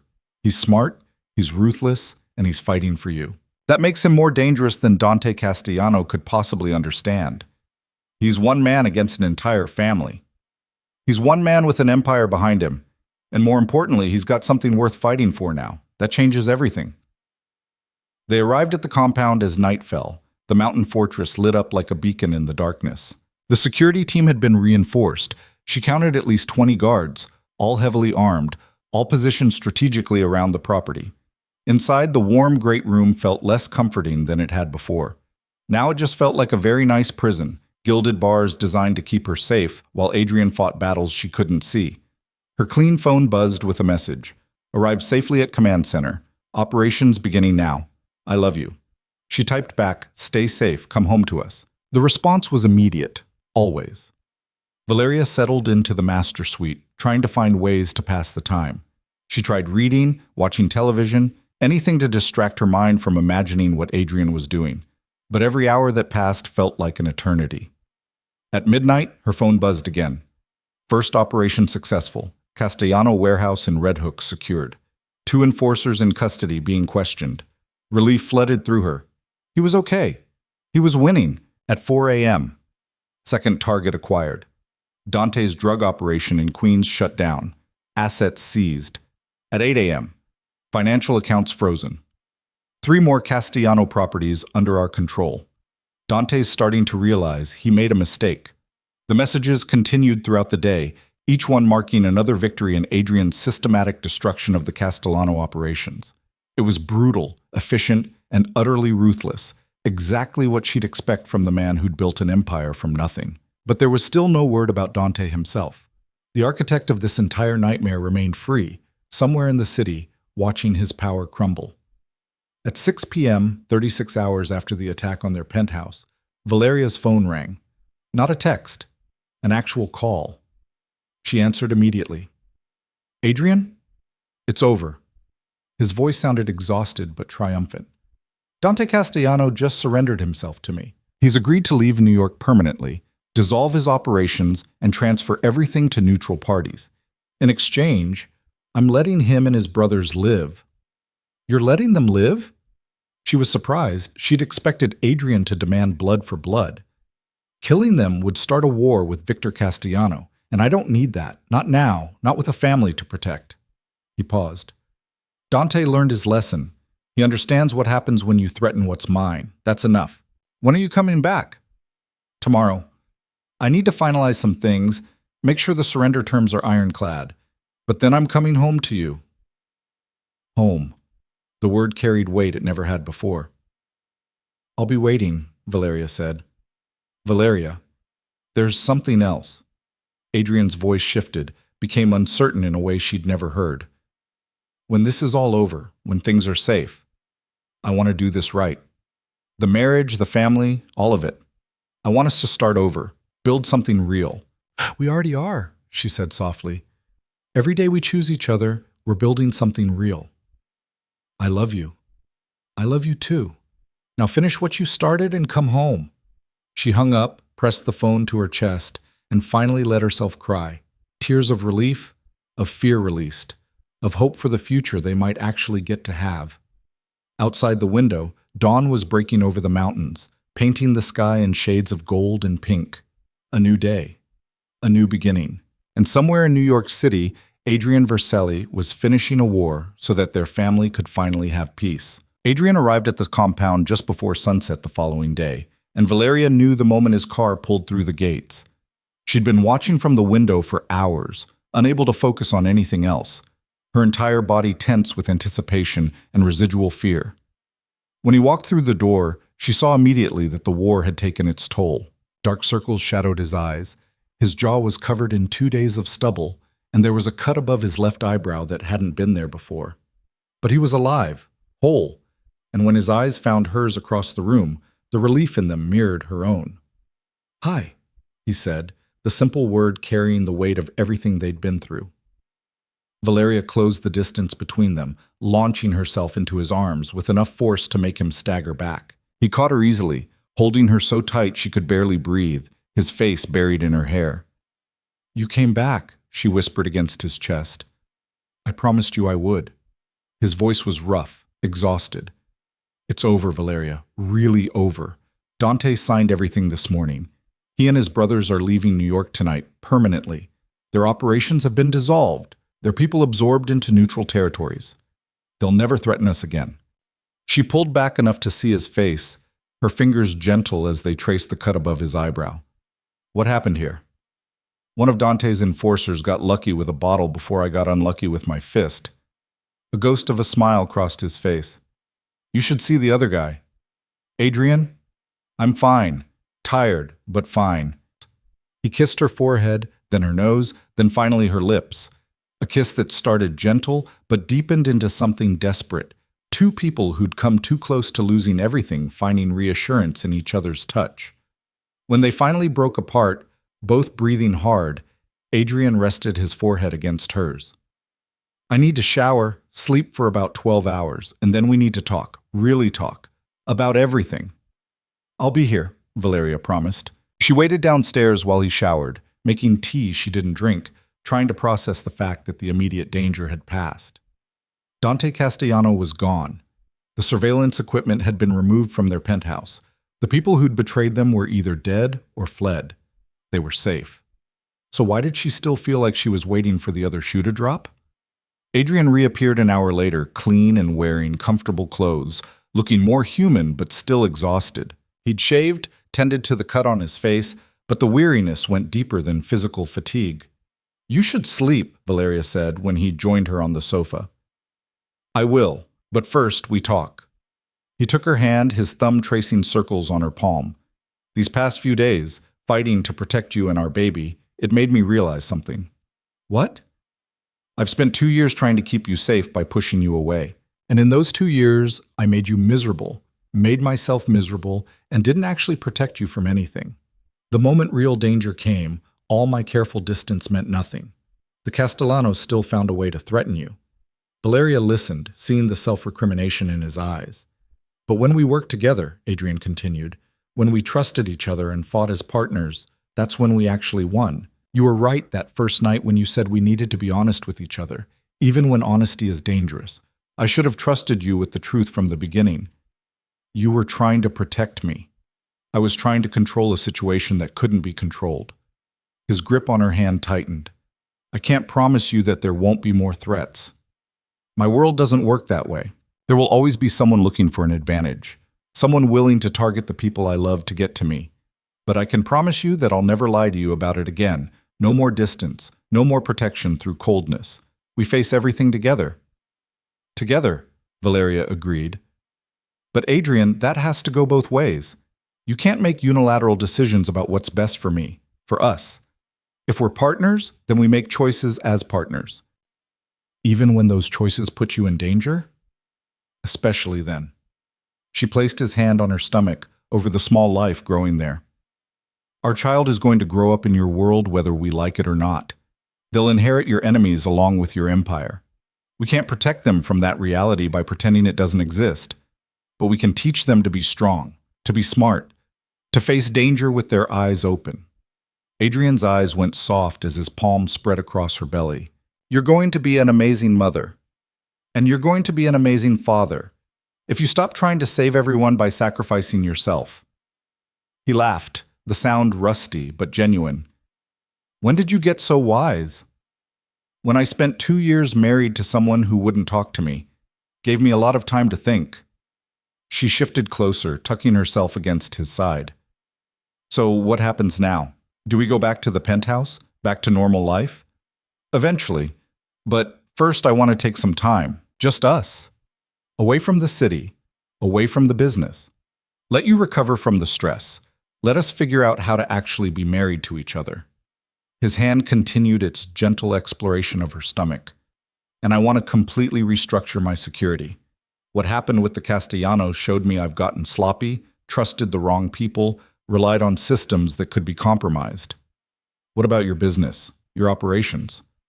Marco can handle things for a few weeks. He's been my second for 10 years. He knows how everything works. And honestly, the Castellano situation actually strengthened my position. Their territory, their operations, it all got redistributed. And I made sure the right people understood that I was the one who orchestrated it. He paused. I also made some calls while I was in the city, started the process of legitimizing some of our operations. Valeria sat up, surprised. Legitimizing? I can't keep running the same operations when I have a child to think about. Too risky, too many variables I can't control. His expression was thoughtful. I'm not going to become a saint overnight. I am who I am. But there are ways to maintain power and influence without the constant violence. Real estate, investment firms, security consulting. Wealthy people love hiring someone with my particular skill set to protect their interests. What, you're going to go legitimate? Partially. Transition some things, maintain others more quietly. It'll take years, but by the time our child is old enough to understand what I do, I want them to see a father who builds things instead of just destroying them. The thought of Adrian as anything other than a crime boss was strange, but Valeria could see the determination in his face. He meant it. He was actually willing to change his entire life for their family. That's going to make you a lot of enemies, she said quietly. The families who benefit from the current system won't like you disrupting it. Let them try to stop me. The steel in his voice reminded her exactly who she was talking to. I just took down the Castellano family in 48 hours. Anyone else who wants to test me is welcome to try. They sat together as the sun fully set, the room darkening around them until the only light came from the fireplace. Marco appeared briefly to update Adrian on security arrangements and confirm that all systems were nominal, then disappeared again with the discretion of someone who understood when to leave his boss alone. Are you hungry? Adrian asked eventually. I can't remember the last time either of us ate a real meal. Starving, actually. Now that the immediate crisis had passed, Valeria's body was reminding her of all the normal human needs she'd been ignoring. Though I should warn you, pregnancy cravings are starting to kick in. I've been dreaming about pickles and ice cream. That's a real thing? Adrian stood, pulling her up with him. I thought that was just in movies. Very real. Also, apparently I can't stand the smell of coffee anymore, which is tragic. They moved to the kitchen, and Adrian proved surprisingly competent at assembling a meal from the well-stocked refrigerator. Nothing fancy, grilled cheese sandwiches and tomato soup, but it was warm and comforting, and they ate together at the kitchen island like a normal couple might. Tell me about the doctor's appointment, Adrian said as they ate. I know Dr. Chen confirmed the pregnancy, but what else did she say? Valeria filled him in on the details. The 12-week timeline, the blood tests, the warning about stress. She wants to see me again in 2 weeks for a more thorough ultrasound. We might be able to hear the heartbeat then. I want to be there for that. The intensity in his voice made it clear this wasn't a request. For all of it. Every appointment, every milestone. I missed the first 3 months not even knowing you were pregnant. I don't want to miss anything else. You won't. She reached across to take his hand. We're doing this together, remember? They finished eating and cleaned up side by side, falling into an easy rhythm that felt both foreign and natural. 2 years of living as strangers had created awkwardness, but beneath it was the foundation of what had drawn them together in the first place, the easy compatibility, the way they fit together. I should sleep, Adrian said eventually, exhaustion clearly catching up to him. I'm dead on my feet. Come on. Valeria led him upstairs to the master suite, the same room she'd been staying in since arriving at the compound. When he hesitated at the doorway, she gave him a look. You're not sleeping somewhere else. We've spent enough nights apart. I just don't want to assume. Adrian, get in the bed. He did, and Valeria climbed in beside him, fitting herself against his side the way she used to in those first perfect months of their marriage. His arm came around her automatically, holding her close, and within minutes his breathing had evened out into sleep. Valeria stayed awake longer, her hand on her stomach, thinking about the future. They had so much to figure out still, where they'd live, how they'd navigate parenthood, what Adrian's transition to legitimate business would actually look like. But for the first time in 2 years, she felt genuine hope that they could figure it out together. She woke the next morning to find Adrian already awake, propped up on one elbow, watching her with an expression of such tenderness it made her chest ache. "How long have you been awake?" she asked, her voice rough with sleep. "A while. I was watching you sleep." He brushed hair back from her face. "I forgot how beautiful you are first thing in the morning, how the sunlight catches in your hair, how peaceful you look when you're not worrying about everything. But that's borderline creepy, watching someone sleep." "Probably, but I've missed 2 years of mornings with you. I'm making up for lost time." Valeria stretched, felt the familiar wave of nausea that came with early pregnancy. "I need crackers and maybe some ginger ale." "I'll get it." Adrian was up immediately, heading downstairs and returning minutes later with both items plus some fruit. Dr. Chen said small, frequent meals help with morning sickness. "You actually listened to her instructions?" "I listened to everything, took notes." He settled back into bed beside her, watching as she nibbled crackers until the nausea subsided. "I've also been reading about pregnancy. Did you know the baby's heart started beating at 6 weeks? And right now, at 12 weeks, they're about the size of a plum?" The image of Adrian Vercelli, ruthless crime boss, reading pregnancy books was both adorable and surreal. "You've been researching." "Of course I have. I need to know what's happening, what to expect, how to help you." He placed his hand on her stomach again, that gesture already becoming familiar. "This is the most important thing I've ever done. I'm not going to mess it up by being unprepared." "Adrian, there's no way to prepare for parenthood. Everyone just figures it out as they go." "Then I'll figure it out better than everyone else." The determination in his voice made her smile. This was the same intensity he brought to everything. If Adrian Vercelli was going to be a father, he was going to be the best father possible, even if he had to read every parenting book ever written to do it. They spent the morning in comfortable domesticity, eating breakfast, taking a walk around the compound's grounds, talking about everything and nothing. Adrian showed her the security improvements he'd already ordered, the additional safeguards being installed. Valeria told him about Sophie's reaction when she'd finally been able to call her best friend and explain everything. "She wants to visit," Valeria said as they walked through the forest surrounding the property. "Once we're back in the city, she says she needs to see for herself that you're actually acting like a decent husband now. She never liked me much, did she? She watched me cry over you for 2 years. Of course she didn't like you." Valeria squeezed his hand. "But she'll come around, especially once she sees that you're serious about making this work." "I am serious." Adrian stopped walking, turned to face her fully. "Valeria, I know I have a lot to prove. 2 years of hurt doesn't disappear overnight, but I'm going to spend the rest of my life making sure you never doubt that you're loved, that you're cherished, that you're the most important thing in my world." "You and our baby," she corrected gently. "You and our baby," he agreed. "My family. Everything else, the business, the power, the money, it's all meaningless if I don't have you." They returned to the house for lunch, and Valeria noticed Adrian fielding calls from Marco throughout the day. Business continuing, the empire running smoothly, even without his constant oversight. It was proof that he could step back, could delegate, could create space for a life beyond the organization. That evening, as they sat by the fireplace after dinner, Adrian brought up something Valeria had been wondering about. "I've been thinking about the penthouse," he said, "whether we should go back there at all." "What do you mean?" "That place has bad memories now. The surveillance, the attack, 2 years of us barely speaking to each other. Maybe we should start fresh somewhere new. A real home, not just an expensive showpiece." Valeria considered this. The penthouse was beautiful, but he was right. It represented everything that had been broken between them. "What did you have in mind?" "There's a townhouse in the West Village I've had my eye on for a while. 5 stories, private garden, enough space for a family, quiet street, good security options, near parks and schools." He glanced at her. "I bought it last year, actually. Kept telling myself it was an investment, but I think part of me was always hoping we'd need it someday, for when we had children." "You bought a family home while actively pushing me away?"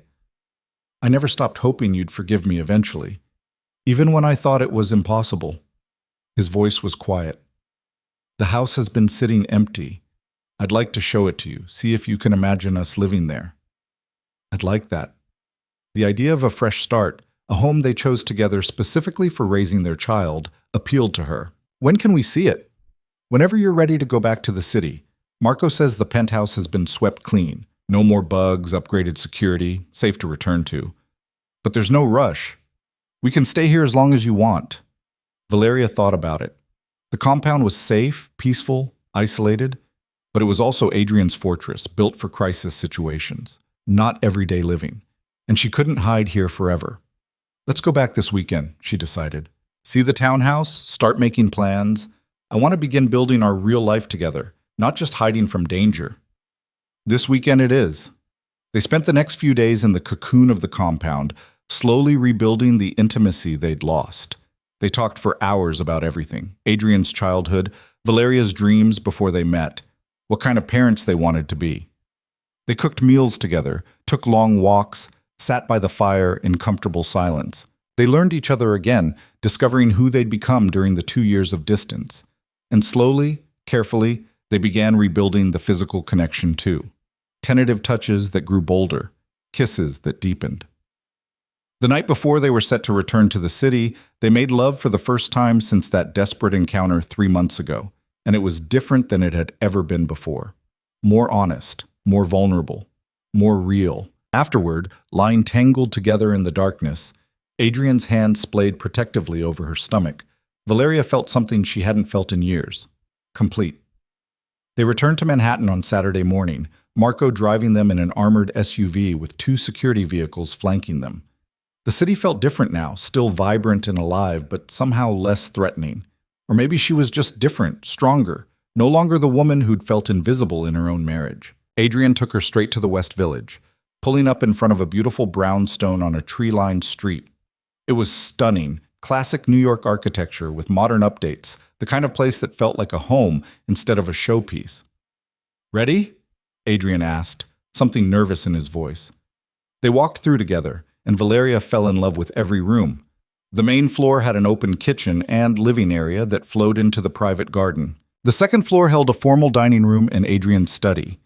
The third floor had a master suite with a bathroom larger than some New York apartments. And the fourth floor. "This could be the nursery," Adrian said, showing her a sun-filled room with windows overlooking the garden. "And this one next to it could be a playroom or a room for when they're older. The 5th floor has 2 more bedrooms for guests, or if we have more children." More children. The casual way he said it, like he was already planning their entire future, made Valeria's heart skip. "It's perfect," she said honestly. "Adrian, this place is perfect." The relief on his face was palpable. "You really think so? Because if you don't like it, we can keep looking. I want you to love wherever we live. I want it to feel like home." "I do love it, but more importantly, I can see us here. I can see raising our baby in this house, having family dinners in that dining room, watching them play in the garden." She turned to him. "When can we move in?" "Whenever you want. The place is fully furnished already. I may have gotten a little ahead of myself last year. We just need to add personal touches, set up the nursery, make it ours." They spent the afternoon walking through the townhouse again, making plans. Adrian called contractors about converting the 4th floor room into a nursery. Valeria researched furniture and color schemes. They stood in the empty room that would someday hold their child and talked about the kind of life they wanted to create. "I want them to feel safe," Valeria said, her hand on her stomach. "Not sheltered from reality, but genuinely safe. Like they have parents who will protect them but also let them be their own person. I want them to be strong," Adrian added, "but kind. Powerful, but with a moral compass. Everything I learned too late, I want them to know from the beginning. They'll be amazing, because they'll have both of us." That evening, they returned to the penthouse to pack up the things they wanted to bring to their new home. Walking into the apartment felt strange. It looked the same, but everything had changed. This wasn't their home anymore. It was just a place they used to live. "I'm putting this on the market," Adrian said, looking around with an expression of distaste. "Let someone else live here. We're done with this place and everything it represents." Valeria agreed. They spent the night boxing up clothes and personal items, laughing when they found things from their early marriage, photos from their wedding, silly gifts they'd given each other, reminders of when they'd been happy. "We were so young," Valeria said, holding their wedding photo. "I thought I knew everything about love. Turns out I didn't know anything." Neither did I. Adrian wrapped his arms around her from behind, looking at the photo over her shoulder. But we're learning, and we're going to keep learning together. The next week was a blur of activity. They moved into the townhouse, transforming it from a beautiful empty house into a home. Valeria's friend Sophie visited and grudgingly admitted that Adrian seemed genuinely changed, though she warned that if he ever hurt Valeria again, there would be consequences. Dr. Chen came for a house call, performing the ultrasound in the comfort of their new home. And there, on the small screen, they saw their baby for the first time. A tiny form with a rapidly beating heart, incredibly real and impossibly precious. "That's our baby," Valeria whispered, tears streaming down her face. Adrian couldn't speak, his hand gripping hers so tight it almost hurt, his eyes fixed on the screen with an expression of pure wonder. When Dr. Chen printed out images for them, he held the grainy photos like they were made of gold. "We're really doing this," he said later that night, the ultrasound images carefully placed on the mantel in their bedroom. "We're going to be parents." "Terrifying, isn't it?" "Absolutely." He pulled her close. "But I'd rather be terrified with you than safe without you." Business continued, but Adrian had clearly meant what he said about restructuring. He spent more time in meetings with lawyers and financial advisors than with his traditional lieutenants. Shell companies were being established, legitimate businesses created or acquired, the slow process of transitioning from purely criminal enterprises to something more sustainable. It wouldn't happen overnight. Adrian's empire was too vast, too complex to simply walk away from. But he was building something different, creating a legacy their child could inherit without shame. Marco visited regularly, updating Adrian on operations but also becoming something of a friend to both of them. He'd been horrified by the Castellano situation, had personally hunted down David Chen, and ensured the false identity tech consultant would never work again. The loyalty he showed to Adrian extended to Valeria and their unborn child, and she found herself trusting the gruff lieutenant.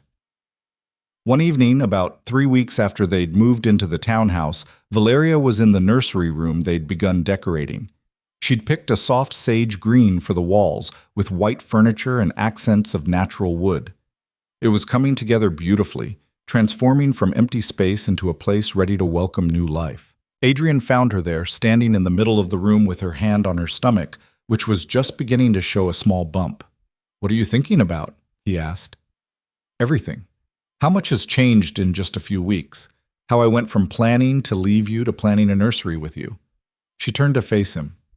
"I'm happy, Adrian. For the first time in years, I'm genuinely happy." "So am I." He crossed to her, pulled her into his arms. "I was thinking we should take a trip before the baby comes. Somewhere warm, somewhere we can just be together without any pressure or stress." "Where did you have in mind?" "I have a house in the Caribbean, private island, completely secure, just us and a small staff. We could spend a couple weeks there, really relax before everything changes when the baby arrives." The idea was tempting. "When?" "Whenever you want. Your next ultrasound is in 2 weeks, right? We could go after that, once Dr. Chen confirms everything's progressing well." "Let's do it." Valeria kissed him. "A baby moon before we become actual parents." They planned the trip over the following days, Adrian arranging every detail with his usual precision.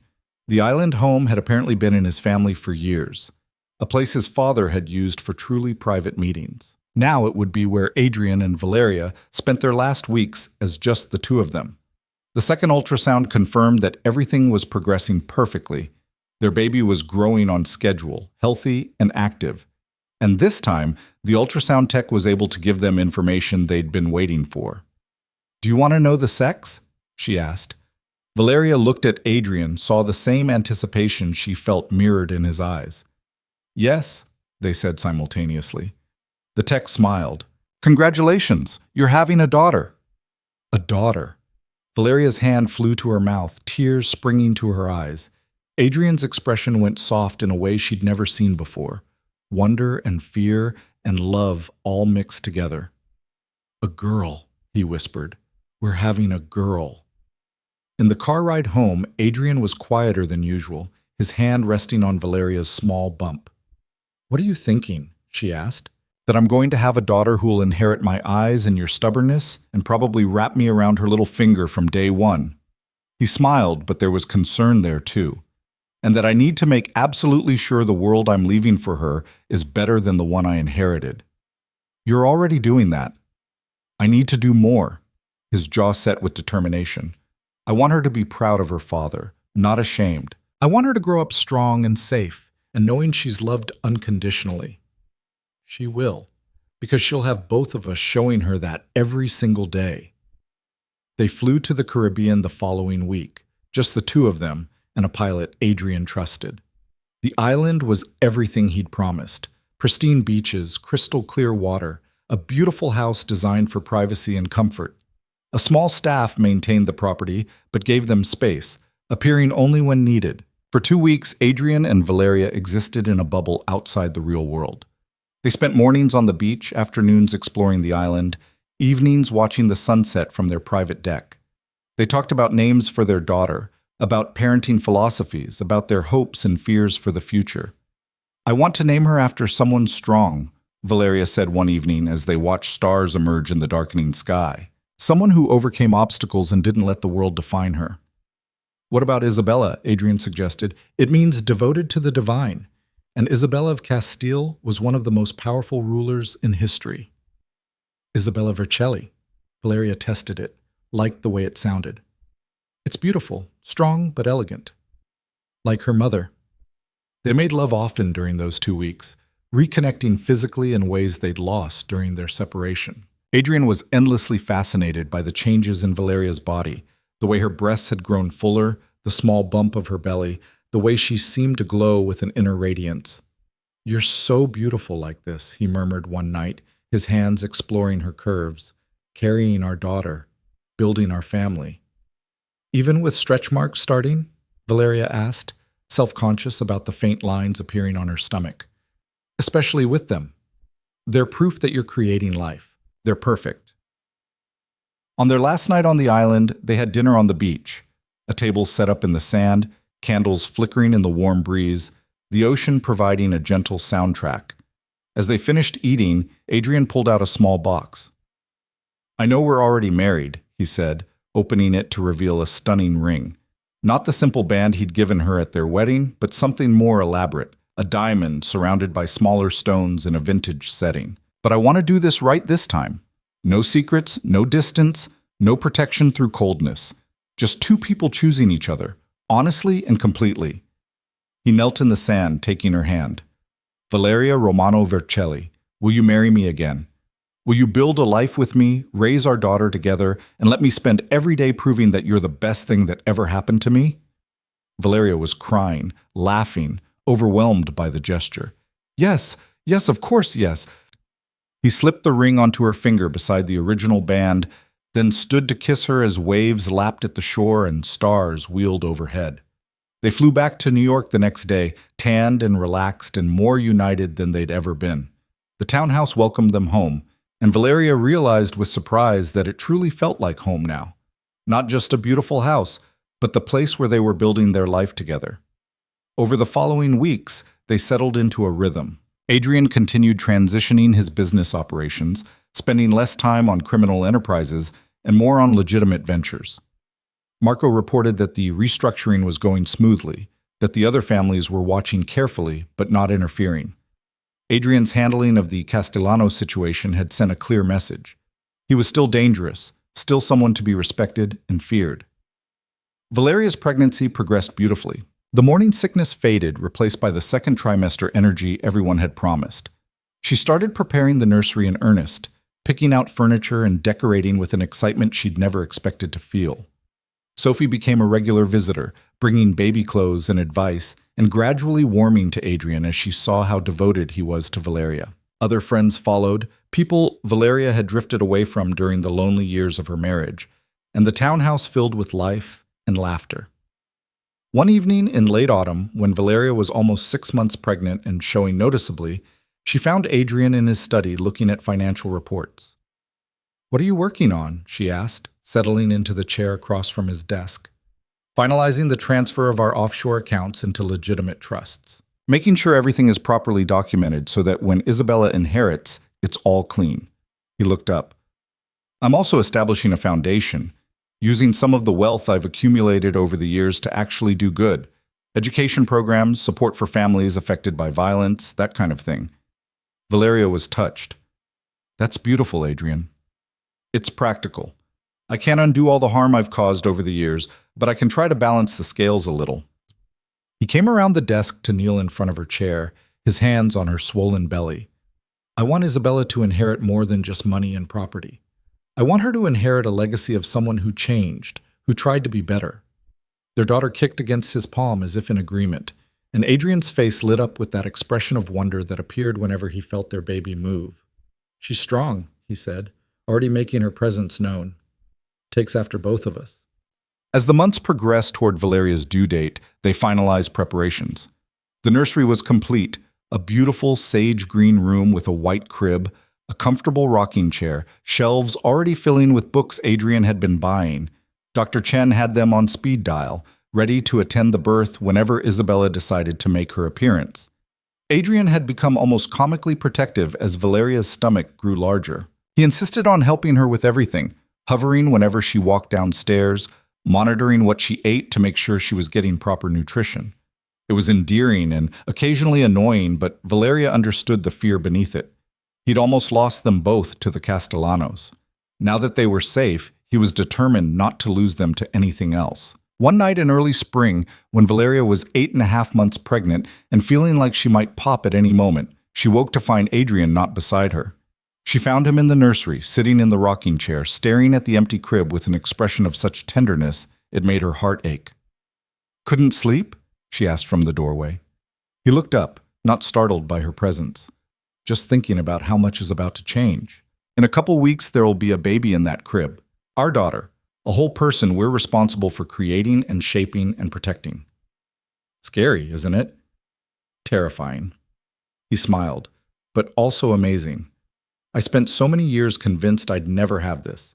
A real family, a home, someone to love who loved me back. I thought my father was right, that love was weakness and attachment was liability. And then you proved me wrong about everything. Valeria crossed to him, let him pull her onto his lap despite her ungainly size. We proved each other wrong. I thought I wanted safety and predictability. Turns out I wanted partnership and truth instead. They sat together in the quiet nursery, imagining the life that would soon fill this room with noise and chaos and joy. Outside the windows, New York continued its endless rhythm, the city that had witnessed their broken marriage and their difficult reconciliation, now waiting to meet the newest member of the Vercelli family. Whatever comes next, Adrian said quietly, we face it together. Always together, Valeria agreed. And in that moment, sitting in the peaceful nursery of the home they'd built together, preparing to welcome the daughter they'd created from love and second chances, both of them finally understood what they'd been searching for all along. Not perfection, not safety, not even happiness exactly, but something better, something real.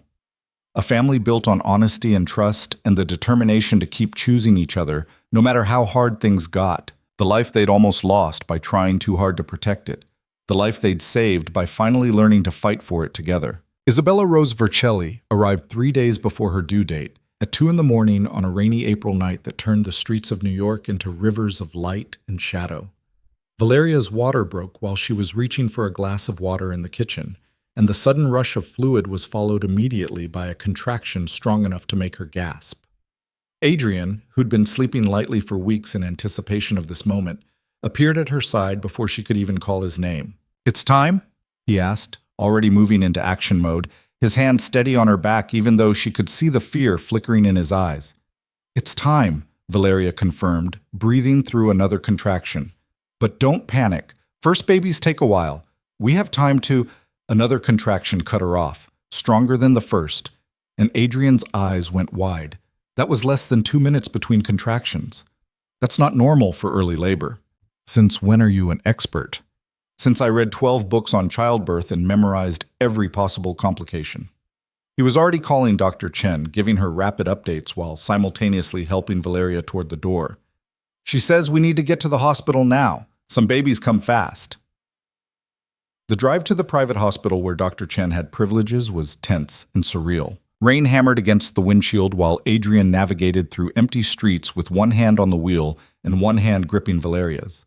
Marco had materialized from somewhere. Apparently he'd been stationed nearby for exactly this scenario, and drove while Adrian sat in the back with Valeria, timing contractions that were now coming every 90 seconds.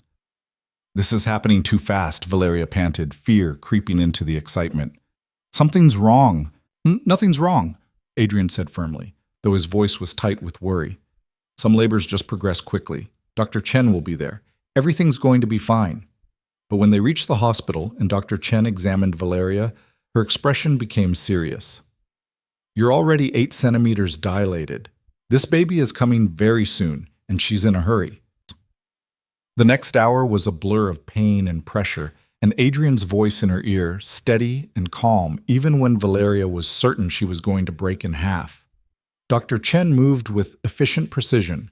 Nurses appeared and disappeared, and through it all Adrian never left her side, letting her crush his hand during contractions, wiping sweat from her forehead, murmuring encouragement. "I can't do this," Valeria gasped during a particularly brutal contraction. "It's too much. I can't." "Yes, you can." Adrian's face filled her vision, his dark eyes fierce and certain. "You're the strongest person I know. You survived 2 years married to an idiot who didn't know what he had. You faced down crime bosses and death threats. You can do this." "That's different. This is just another battle, and you've never lost a battle in your life." He pressed his forehead to hers. "Our daughter is almost here, Valeria. Just a little longer." "Doctor." Chen's voice cut through the haze. "Valeria, on the next contraction I need you to push."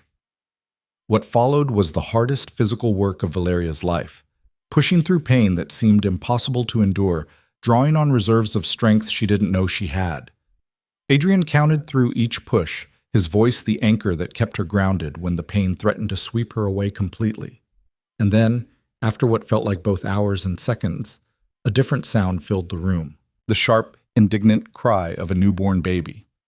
"She's here," Dr. Chen said, and suddenly there was a tiny, perfect human being on Valeria's chest, red-faced and screaming and absolutely beautiful. "Your daughter." Valeria looked down at Isabella Rose Vercelli and felt her entire world reorganize around this 7-pound miracle.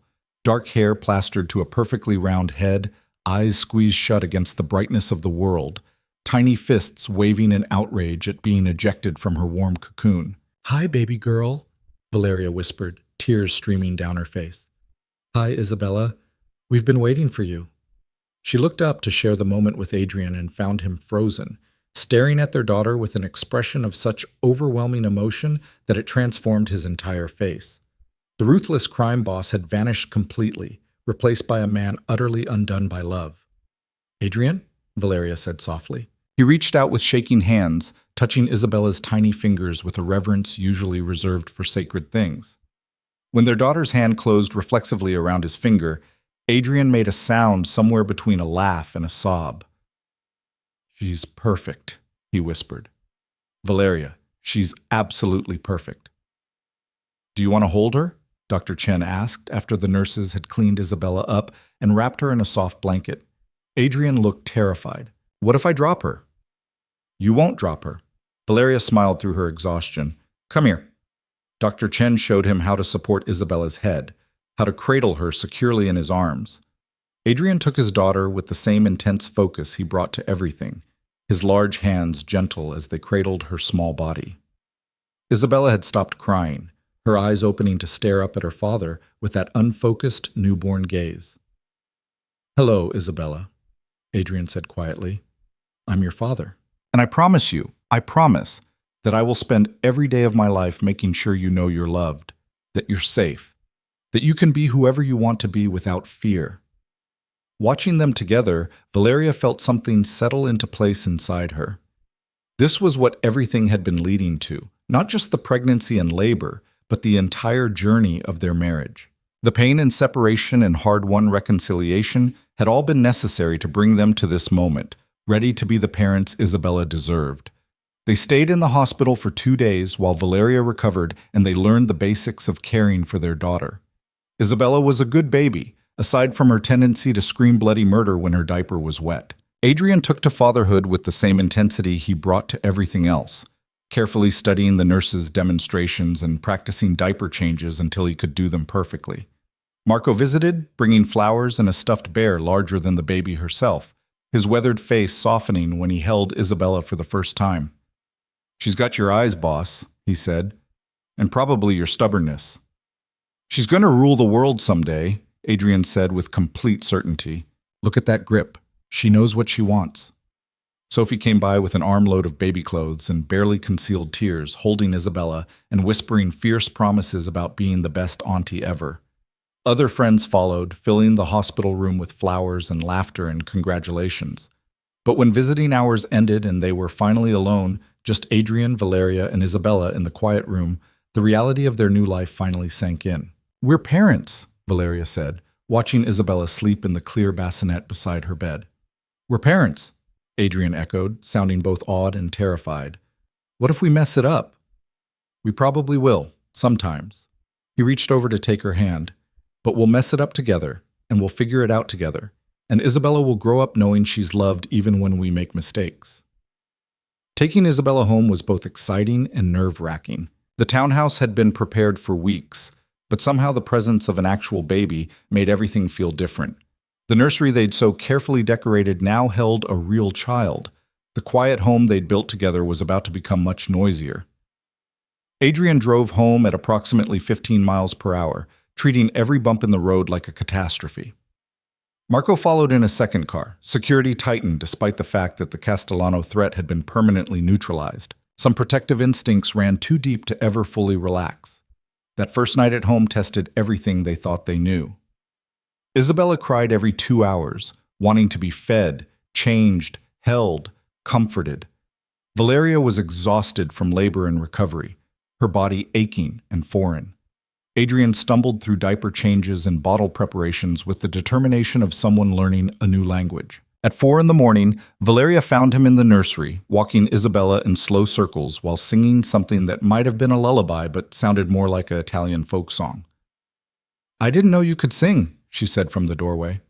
Adrian looked up, bleary-eyed but smiling. "I can't, but she doesn't seem to care." He swayed gently, Isabella finally sleeping against his chest. "I was just thinking about my father, how he used to say that having a family made you weak, that love was the greatest vulnerability. And what do you think now?"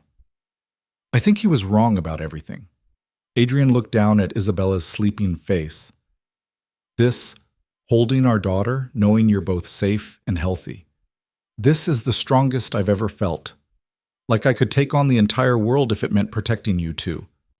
Valeria crossed to them, wrapped her arms around both Adrian and Isabella, creating a small family circle in the soft glow of the nightlight.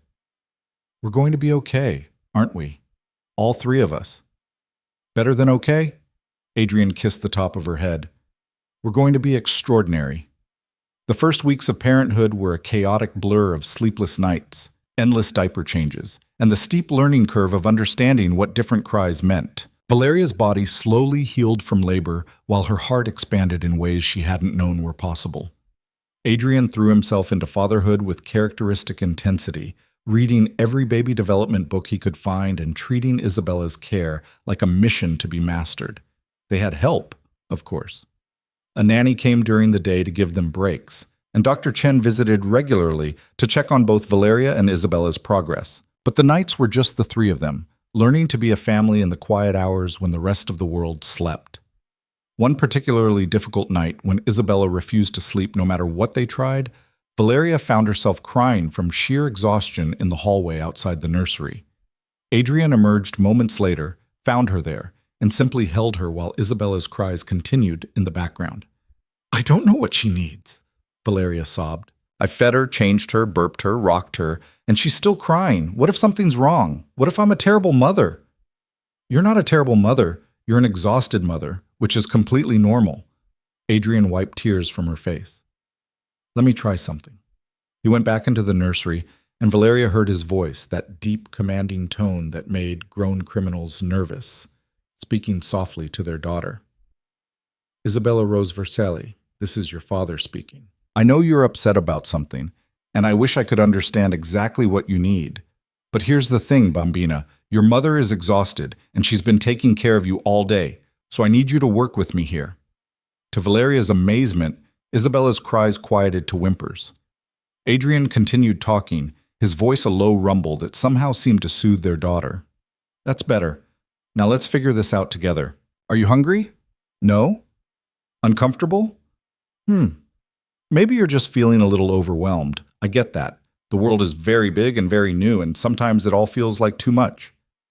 Valeria peeked into the nursery to find Adrian holding Isabella against his chest, one large hand supporting her tiny body, the other gently patting her back in a slow rhythm. And incredibly, Isabella was calming down, her cries fading to occasional hiccups. "How did you do that?" Valeria whispered. "I have no idea," Adrian admitted. "But I'm not moving until she's asleep." He stood there for another 20 minutes, swaying slowly, murmuring to Isabella until she finally surrendered to sleep. When he carefully placed her in the crib, both he and Valeria held their breath, waiting to see if she'd wake up screaming again. But Isabella slept on, peaceful and content, and her exhausted parents stumbled back to their own bed for a few precious hours of rest. As the weeks turned into months, they found their rhythm. Isabella grew from a tiny newborn into a chunky, bright-eyed baby who smiled when she saw her parents and laughed when Adrian made ridiculous faces. The townhouse filled with baby equipment and toys, the sophisticated adult space transforming into a home that was lived in and loved. Adrian's business transformation continued steadily. The legitimate operations he'd been building flourished, while the criminal enterprises were quietly phased out or transferred to others. It wasn't a clean break, that was impossible in his world, but it was a definite shift. He spent more time in boardrooms than backroom deals, more time with lawyers than enforcers. Marco became Isabella's unofficial godfather, his gruff exterior melting whenever he held the baby. He reported that the other families had accepted Adrian's transition without major pushback, understanding that a man with a family had different priorities than a man with nothing to lose. One evening, when Isabella was 6 months old, sitting up on her own and grabbing everything within reach, Adrian came home with an announcement. "I met with Victor Castellano today," he said, finding Valeria in the living room where she was playing with Isabella on the floor. Valeria's hands stilled on the toy she'd been shaking. "Victor? Dante's father?" "The same. He called and asked for a meeting. I almost said no, but Marco convinced me to at least hear what he had to say." Adrian sat down on the floor beside them, letting Isabella immediately grab for his tie. "Victor is dying, has maybe 2 months left, and he wanted to apologize for what Dante did, for the threat against you and Isabella." "Did you accept the apology?" "I told him that his son made a mistake that cost him everything, his territory, his operations, his future in New York. That was consequence enough." Adrian gently extracted his tie from Isabella's grip, only to have her grab his finger instead. "But I also told him that if any member of his family ever threatens mine again, the consequences will be permanent." "How did he take that?" "He said he understood, that he'd made similar threats when he was in my position, building his empire, protecting his family. He actually seemed—" Adrian paused, searching for the word. "Sad. Like he was looking at me and seeing what he used to be before the violence and power took everything that mattered." Valeria understood the implication. "You're afraid of becoming him." "Every day. I look at Isabella and I think about the world I'm leaving for her. The enemies I've made, the violence I've been part of, the darkness in my past that might touch her future." He picked up their daughter, holding her close. Victor's youngest son tried to kill his father's rival's family. That's the legacy of this life. Violence passing from generation to generation, children growing up to repeat their parents' mistakes. "But you're changing that," Valeria said firmly. "You're building something different for Isabella. Not just money and power, but actual businesses, foundations that help people. You're breaking the cycle." "I hope so." Adrian kissed Isabella's head, breathing in that perfect baby smell. "I want her to be proud of her father, not afraid of him, not ashamed of him. Proud." Isabella responded by grabbing Adrian's nose and squealing with delight, and the heavy conversation dissolved into laughter as their daughter demanded attention. The months continued to pass in the beautiful chaos of raising a child. Isabella hit every milestone with enthusiasm, rolling over, crawling, pulling herself up on furniture. She was a happy baby, quick to smile, curious about everything. She had Adrian's dark eyes, and Valeria's stubborn determination, a combination that suggested she would indeed rule the world someday. Valeria's body slowly returned to something resembling its pre-pregnancy state, though changed in ways both visible and invisible. The stretch marks Adrian had called perfect remained, silvery lines mapping the journey of creating life. Her relationship with her own body had transformed, less about how it looked and more about what it could do, what it had done. Her relationship with Adrian continued to deepen in ways she couldn't have imagined during those dark years of separation. They knew each other now, truly knew each other, had been tested by crisis and come through stronger. They still argued sometimes, about parenting decisions, about business choices, about whose turn it was to deal with a 3 a.m. diaper change. But the arguments never included the cold distance that had characterized their first years of marriage. They talked now, about everything. About Adrian's gradual transition away from criminal operations and the relationships he was building in legitimate business circles. About Valeria's desire to maybe go back to school, pursue the education degree she'd abandoned when they'd married. About whether they wanted more children, a question they both answered with maybe someday, while focusing on the perfect daughter they already had. On Isabella's first birthday, they threw a party at the townhouse that spilled from the living room into the garden. Friends and family filled their home, Sophie and Marco and Dr. Chen, and the people who'd become part of their extended family over the past year. Isabella sat in her high chair, wearing a ridiculous frilly dress Valeria had found, cake smeared across her face, shrieking with joy at all the attention. Adrian stood beside Valeria, his arm around her waist, watching their daughter destroy her birthday cake with enthusiastic determination. "This time last year, you were in labor," he said quietly, cursing at me between contractions. "I believe I told you this was all your fault and I was never letting you touch me again." "You did, very specifically, multiple times," he smiled. "And yet, here we are." "Here we are," Valeria agreed, leaning into him. "With a 1-year-old who has your stubbornness and my lack of patience. We're in trouble when she's a teenager.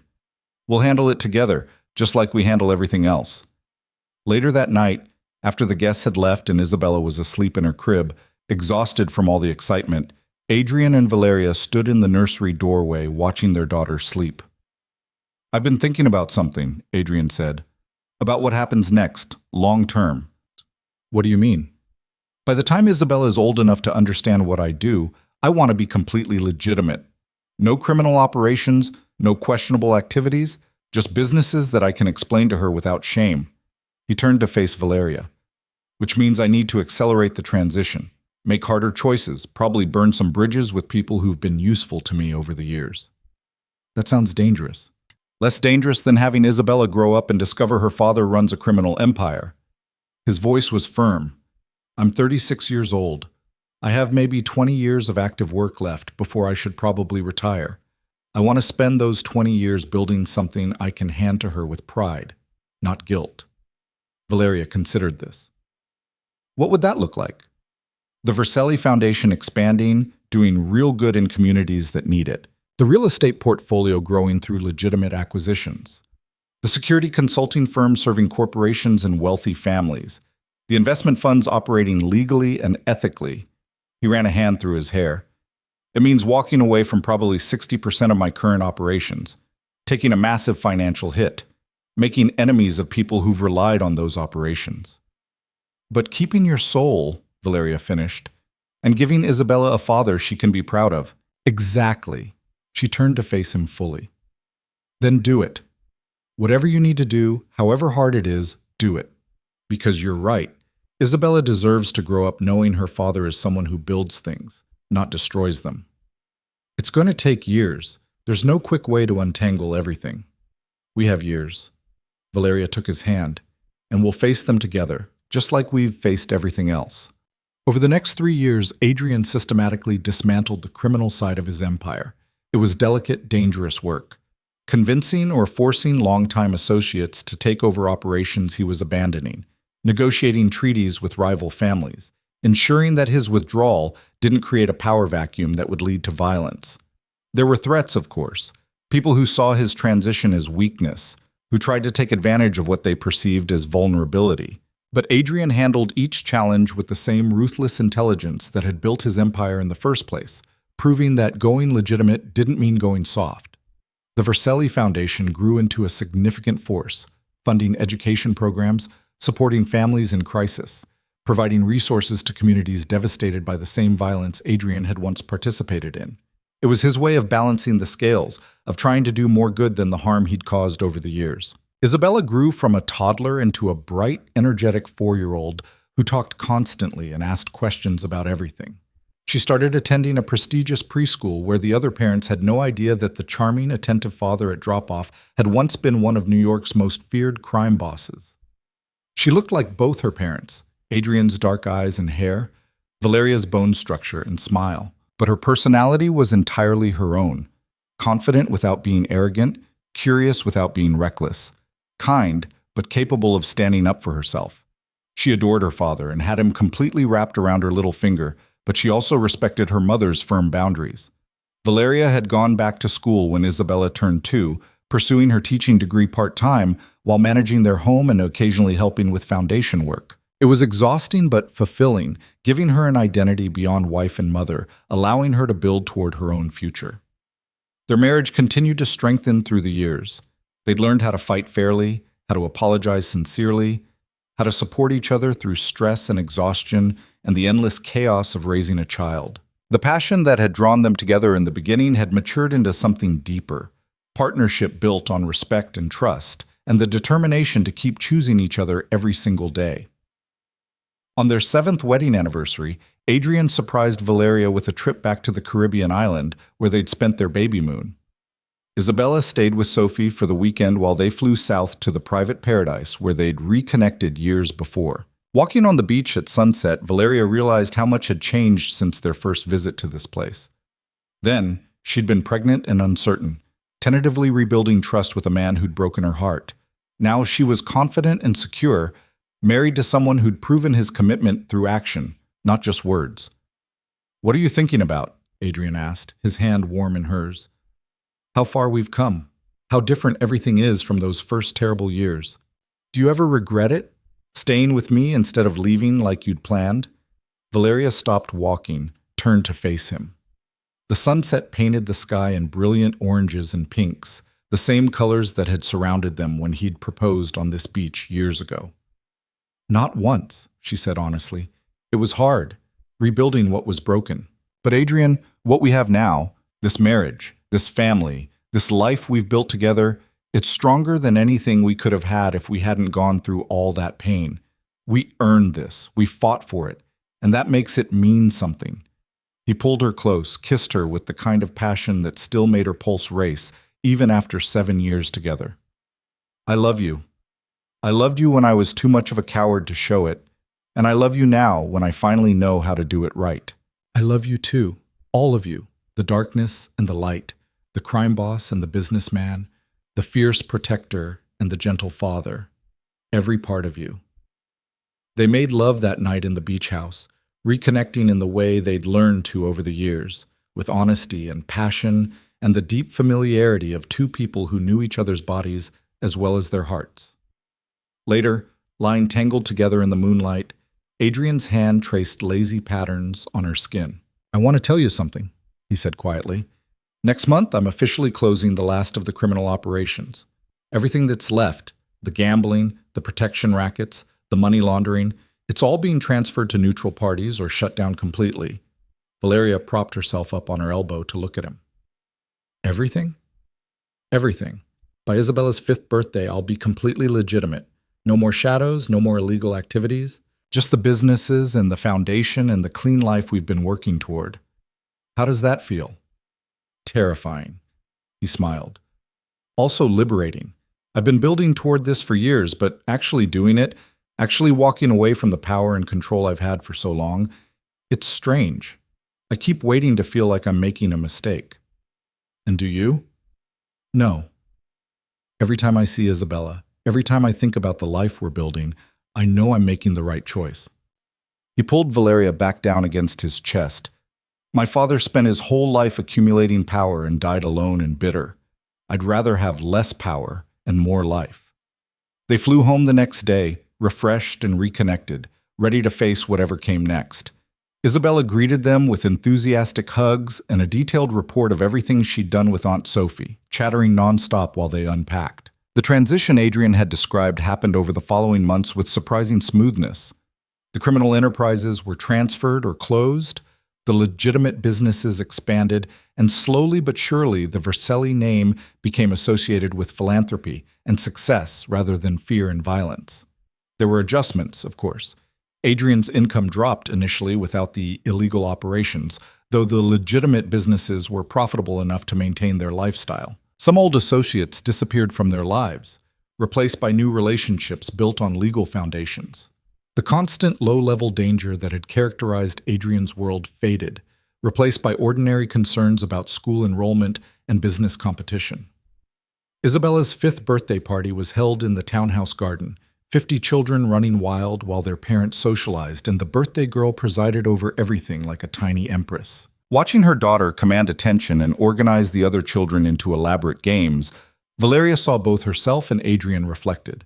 The determination, the natural leadership, the certainty about what she wanted. "She's something else," Sophie said, joining Valeria at the edge of the chaos. "She really is." Valeria smiled. "Sometimes I look at her and can't believe Adrian and I made something that perfect." "You made something perfect by figuring out your own mess first," Sophie corrected. "I'll never forget those first 2 years of your marriage. Watching you slowly disappear into loneliness nearly killed me. But look at you now. Happy, whole, thriving. It wasn't easy getting here. The best things never are." Sophie squeezed her hand. "But you fought for it. Both of you, and that's worth everything." That night, after the party was cleaned up and Isabella was asleep, clutching a new stuffed animal and wearing herself out from excitement, Adrian and Valeria collapsed on the sofa in their living room. "5 years old," Valeria said. "How is our baby already 5 years old?" "I have no idea. Time keeps moving faster." Adrian pulled her close. "Before we know it, she'll be in college." "Don't. I can't think about that yet." He laughed, then grew more serious. "I made the final transfer today. The last operation closed and documented. As of 5 p.m. this afternoon, I am officially, completely, 100% legitimate." Valeria sat up to look at him. "How does it feel?" "Lighter. Like I've been carrying weight I didn't realize was there and suddenly it's gone." He met her eyes. "I can look at Isabella now and know that everything I have, everything I'll leave to her someday, was earned through legal means. That's worth more than any empire built on violence." "I'm proud of you," Valeria said, "for making the hard choice, for changing, for becoming the man you wanted to be instead of staying the man you were. I couldn't have done it without you. Without the motivation of protecting our family, I would have stayed in that world forever." He kissed her softly. "You saved me, Valeria. From myself, from the darkness, from turning into my father." "We saved each other," she corrected. "I was disappearing into loneliness and you were drowning in fear. We pulled each other out." They sat together in comfortable silence, listening to the quiet sounds of their home, the hum of the refrigerator, the distant traffic, the peaceful breathing of their sleeping daughter upstairs. This was what they'd fought for. Not perfection, not a life without problems, but a real partnership built on honesty and trust. A family that could face challenges together. A future built on legitimate foundations instead of criminal enterprises. The years continued to unfold in a rhythm of ordinary joy and occasional challenge. Isabella started elementary school and thrived, making friends easily and showing an aptitude for both academics and leadership. Adrian's legitimate businesses flourished, proving that he was just as skilled at legal empire building as he'd been at illegal operations. The foundation expanded its reach, touching lives in communities across the city and eventually across the country. Valeria completed her teaching degree and took a part-time position at a local school, finding fulfillment in shaping young minds the way she'd once dreamed of doing. She balanced work with family, occasionally helping with foundation projects, building a life that was rich and full without being overwhelming. Their marriage continued to deepen through shared experiences and challenges. They navigated Isabella's childhood together, presenting a united front on everything from bedtime negotiations to screen time limits. They supported each other's careers and dreams. They made time for each other despite busy schedules, protecting their relationship with the same fierce determination they brought to protecting their daughter. When Isabella turned 8, Valeria found out she was pregnant again, a surprise that sent both her and Adrian into a brief panic before settling into excitement. Isabella was thrilled at the prospect of being a big sister, immediately claiming the spare bedroom next to hers for the new baby. Their son, Michael Adrian Vercelli, was born on a clear autumn day, and if possible, he transformed Adrian even more completely than Isabella had. Holding his son for the first time, Adrian wept openly, overwhelmed by the second chance at fatherhood, by the family he'd almost destroyed through fear and now got to build through love. Isabella was a devoted big sister, reading to Michael and helping with his care with the same competence she brought to everything. The townhouse, already full of life, became even more chaotic and wonderful. On their 10th wedding anniversary, Adrian and Valeria stood in the garden of their home, watching Isabella push Michael on the swing set while the evening sun painted everything golden. 10 years, Valeria said softly. A decade. Best decade of my life, Adrian replied, even counting the terrible first 2 years, because those years taught us how to fight for each other. Do you ever think about what would have happened if I'd actually left? If I'd gone through with my escape plan? Every day.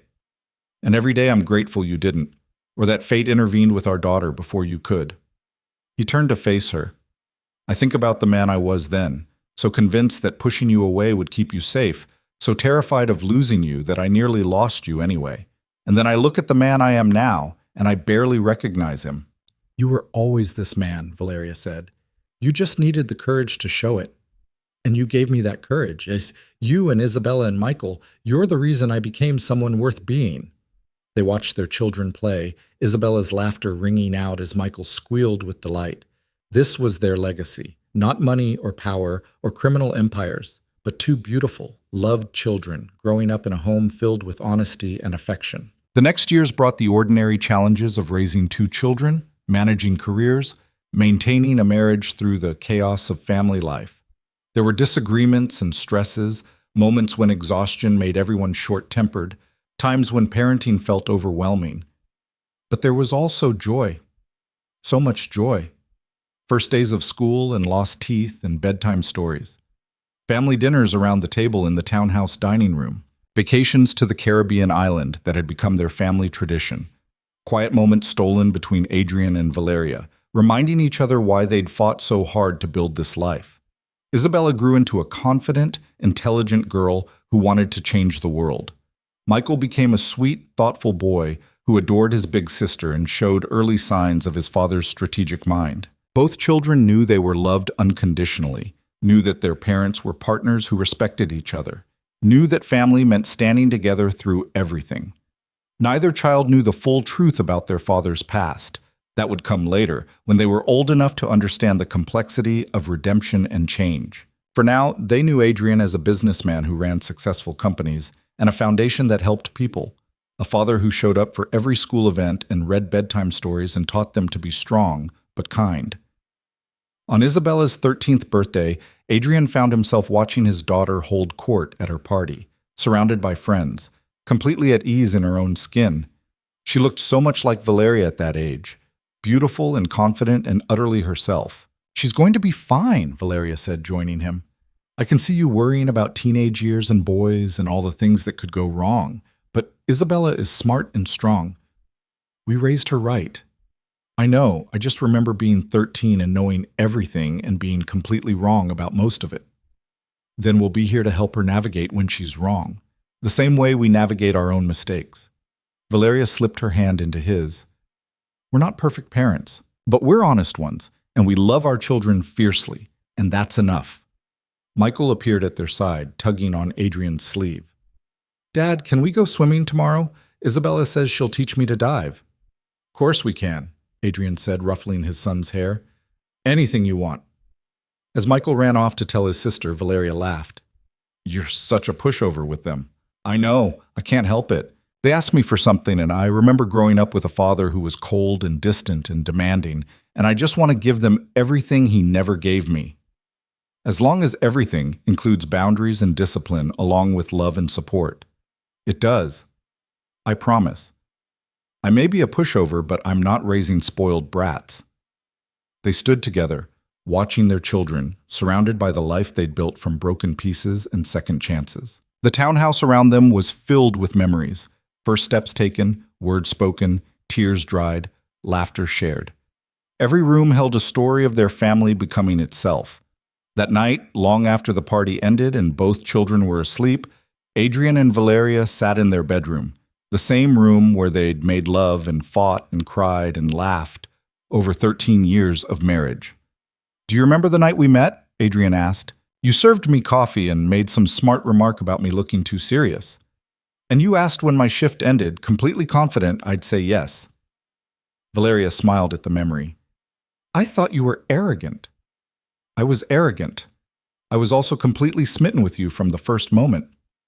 We've come a long way from that coffee shop." "We have."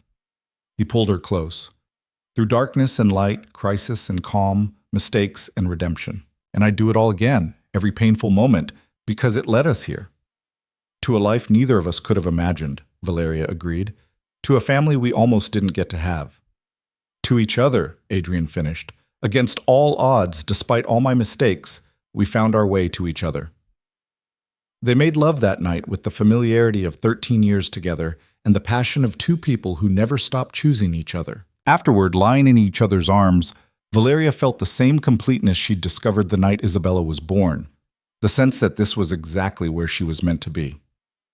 The years that followed brought Isabella's high school graduation, her acceptance to Columbia University, her transformation from girl to young woman who carried herself with confidence and purpose.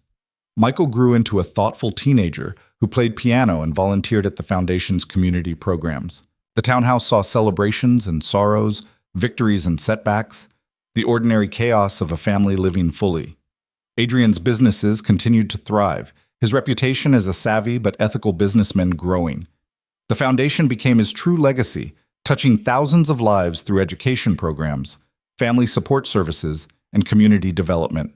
He transformed from one of New York's most feared crime bosses into one of its most respected philanthropists, and nobody except those who'd known him before could reconcile the two identities. Valeria became a master teacher, beloved by students and respected by colleagues, finding ways to reach children who struggled the way she'd once struggled. She balanced work with family, occasionally writing articles about education policy, slowly building her own influence and impact. Their marriage weathered everything life threw at it: financial pressures when investments went wrong, health scares that reminded them of mortality, the natural tensions of raising teenagers. But they'd learned how to fight fairly, how to apologize sincerely, how to forgive completely. The foundation they'd built on honesty and trust held firm through every storm. On their 20th wedding anniversary, Adrian surprised Valeria with a renewal of their vows. Not a big ceremony, just family and close friends gathered in their garden, the same place where they'd watched their children play for 2 decades. Isabella and Michael stood beside them as Adrian took Valeria's hands and spoke words he'd written himself. 20 years ago, I married you thinking I knew what love was. I was wrong. Love isn't about protection through distance or sacrifice without communication. Love is showing up every day, even when it's hard. It's choosing honesty over comfort, partnership over control, growth over stagnation. His voice was steady, his eyes never leaving hers. You taught me what real love looks like. You showed me that strength comes from vulnerability, that power comes from partnership. You gave me a family I didn't know I needed and a life I didn't know I deserved. For 20 years you've been my partner, my conscience, my home, and I promise you 20 more, and 20 after that, for as long as we both live. Valeria's own vows were equally heartfelt, speaking of the journey they'd traveled together, the darkness they'd survived, the light they'd found. When they kissed, Isabella and Michael cheered, and their gathered friends applauded, celebrating not just an anniversary, but a marriage that had survived everything and emerged stronger. That night, alone in their bedroom after the celebration ended, Adrian and Valeria stood at the window looking out at the garden where their children had grown up. 20 years, Valeria said. We made it. We made it, Adrian agreed, through everything, and we're still making it. Do you ever wonder what your father would think if he could see you now? Sometimes. I think he'd be confused by the choices I've made, the legitimacy, the family focus, the foundation helping people he would have exploited. But I also think maybe he'd be proud, in his own way. Proud that I built something that will outlast me, that I broke the cycle of violence he was trapped in. You broke more than one cycle, Valeria pointed out. You broke the cycle of loveless marriages, of distance and fear. Our children will grow up knowing that partnership and honesty are possible, that love can survive crisis. That's a legacy worth more than any empire. Because of you. Adrian turned to face her. I was on a path to becoming my father, powerful, feared, alone. You changed that trajectory. You loved me enough to demand better, to refuse to accept my excuses, to insist on real partnership. We changed each other, Valeria corrected. I was disappearing, becoming invisible. You helped me find my strength again, my voice, my purpose. They stood together in the comfortable silence of 2 decades shared, watching the city lights twinkle beyond their garden. Tomorrow would bring new challenges. Isabella was applying to graduate schools. Michael was navigating his junior year of high school. The foundation was expanding into new territories. Life would continue in all its messy, beautiful complexity. But tonight was just for them, for celebrating 2 decades of marriage that had started in love, nearly died in fear, and been reborn in truth. For honoring the hard work of building a real partnership, for acknowledging the family they'd created and the life they'd built together. I love you, Adrian said simply. More today than yesterday, more tomorrow than today. I love you too, Valeria replied. Thank you for fighting for us, for changing when it would have been easier to stay the same, for becoming the man I always knew you could be. Thank you for not giving up on us, for staying when leaving would have been easier, for believing I could change when I didn't believe it myself. They went to bed wrapped around each other, 2 people who'd learned through hard experience that love wasn't about grand gestures or perfect moments. It was about showing up, day after day, choosing partnership over pride, honesty over comfort, growth over stagnation. It was about building something real, something lasting, something worth fighting for. And as they drifted off to sleep in the home they'd created, surrounded by evidence of the family they'd built, both Adrian and Valeria knew with absolute certainty that they'd made the right choice. They'd chosen each other. Through darkness and light, through crisis and calm, through every challenge life had thrown at them. And they would keep choosing each other, every single day, for all the years still to come. Because that was what love really meant. Not the passionate beginning or the dramatic gestures, but the quiet, daily decision to stand together, to be partners, to be honest, to be present, to be home.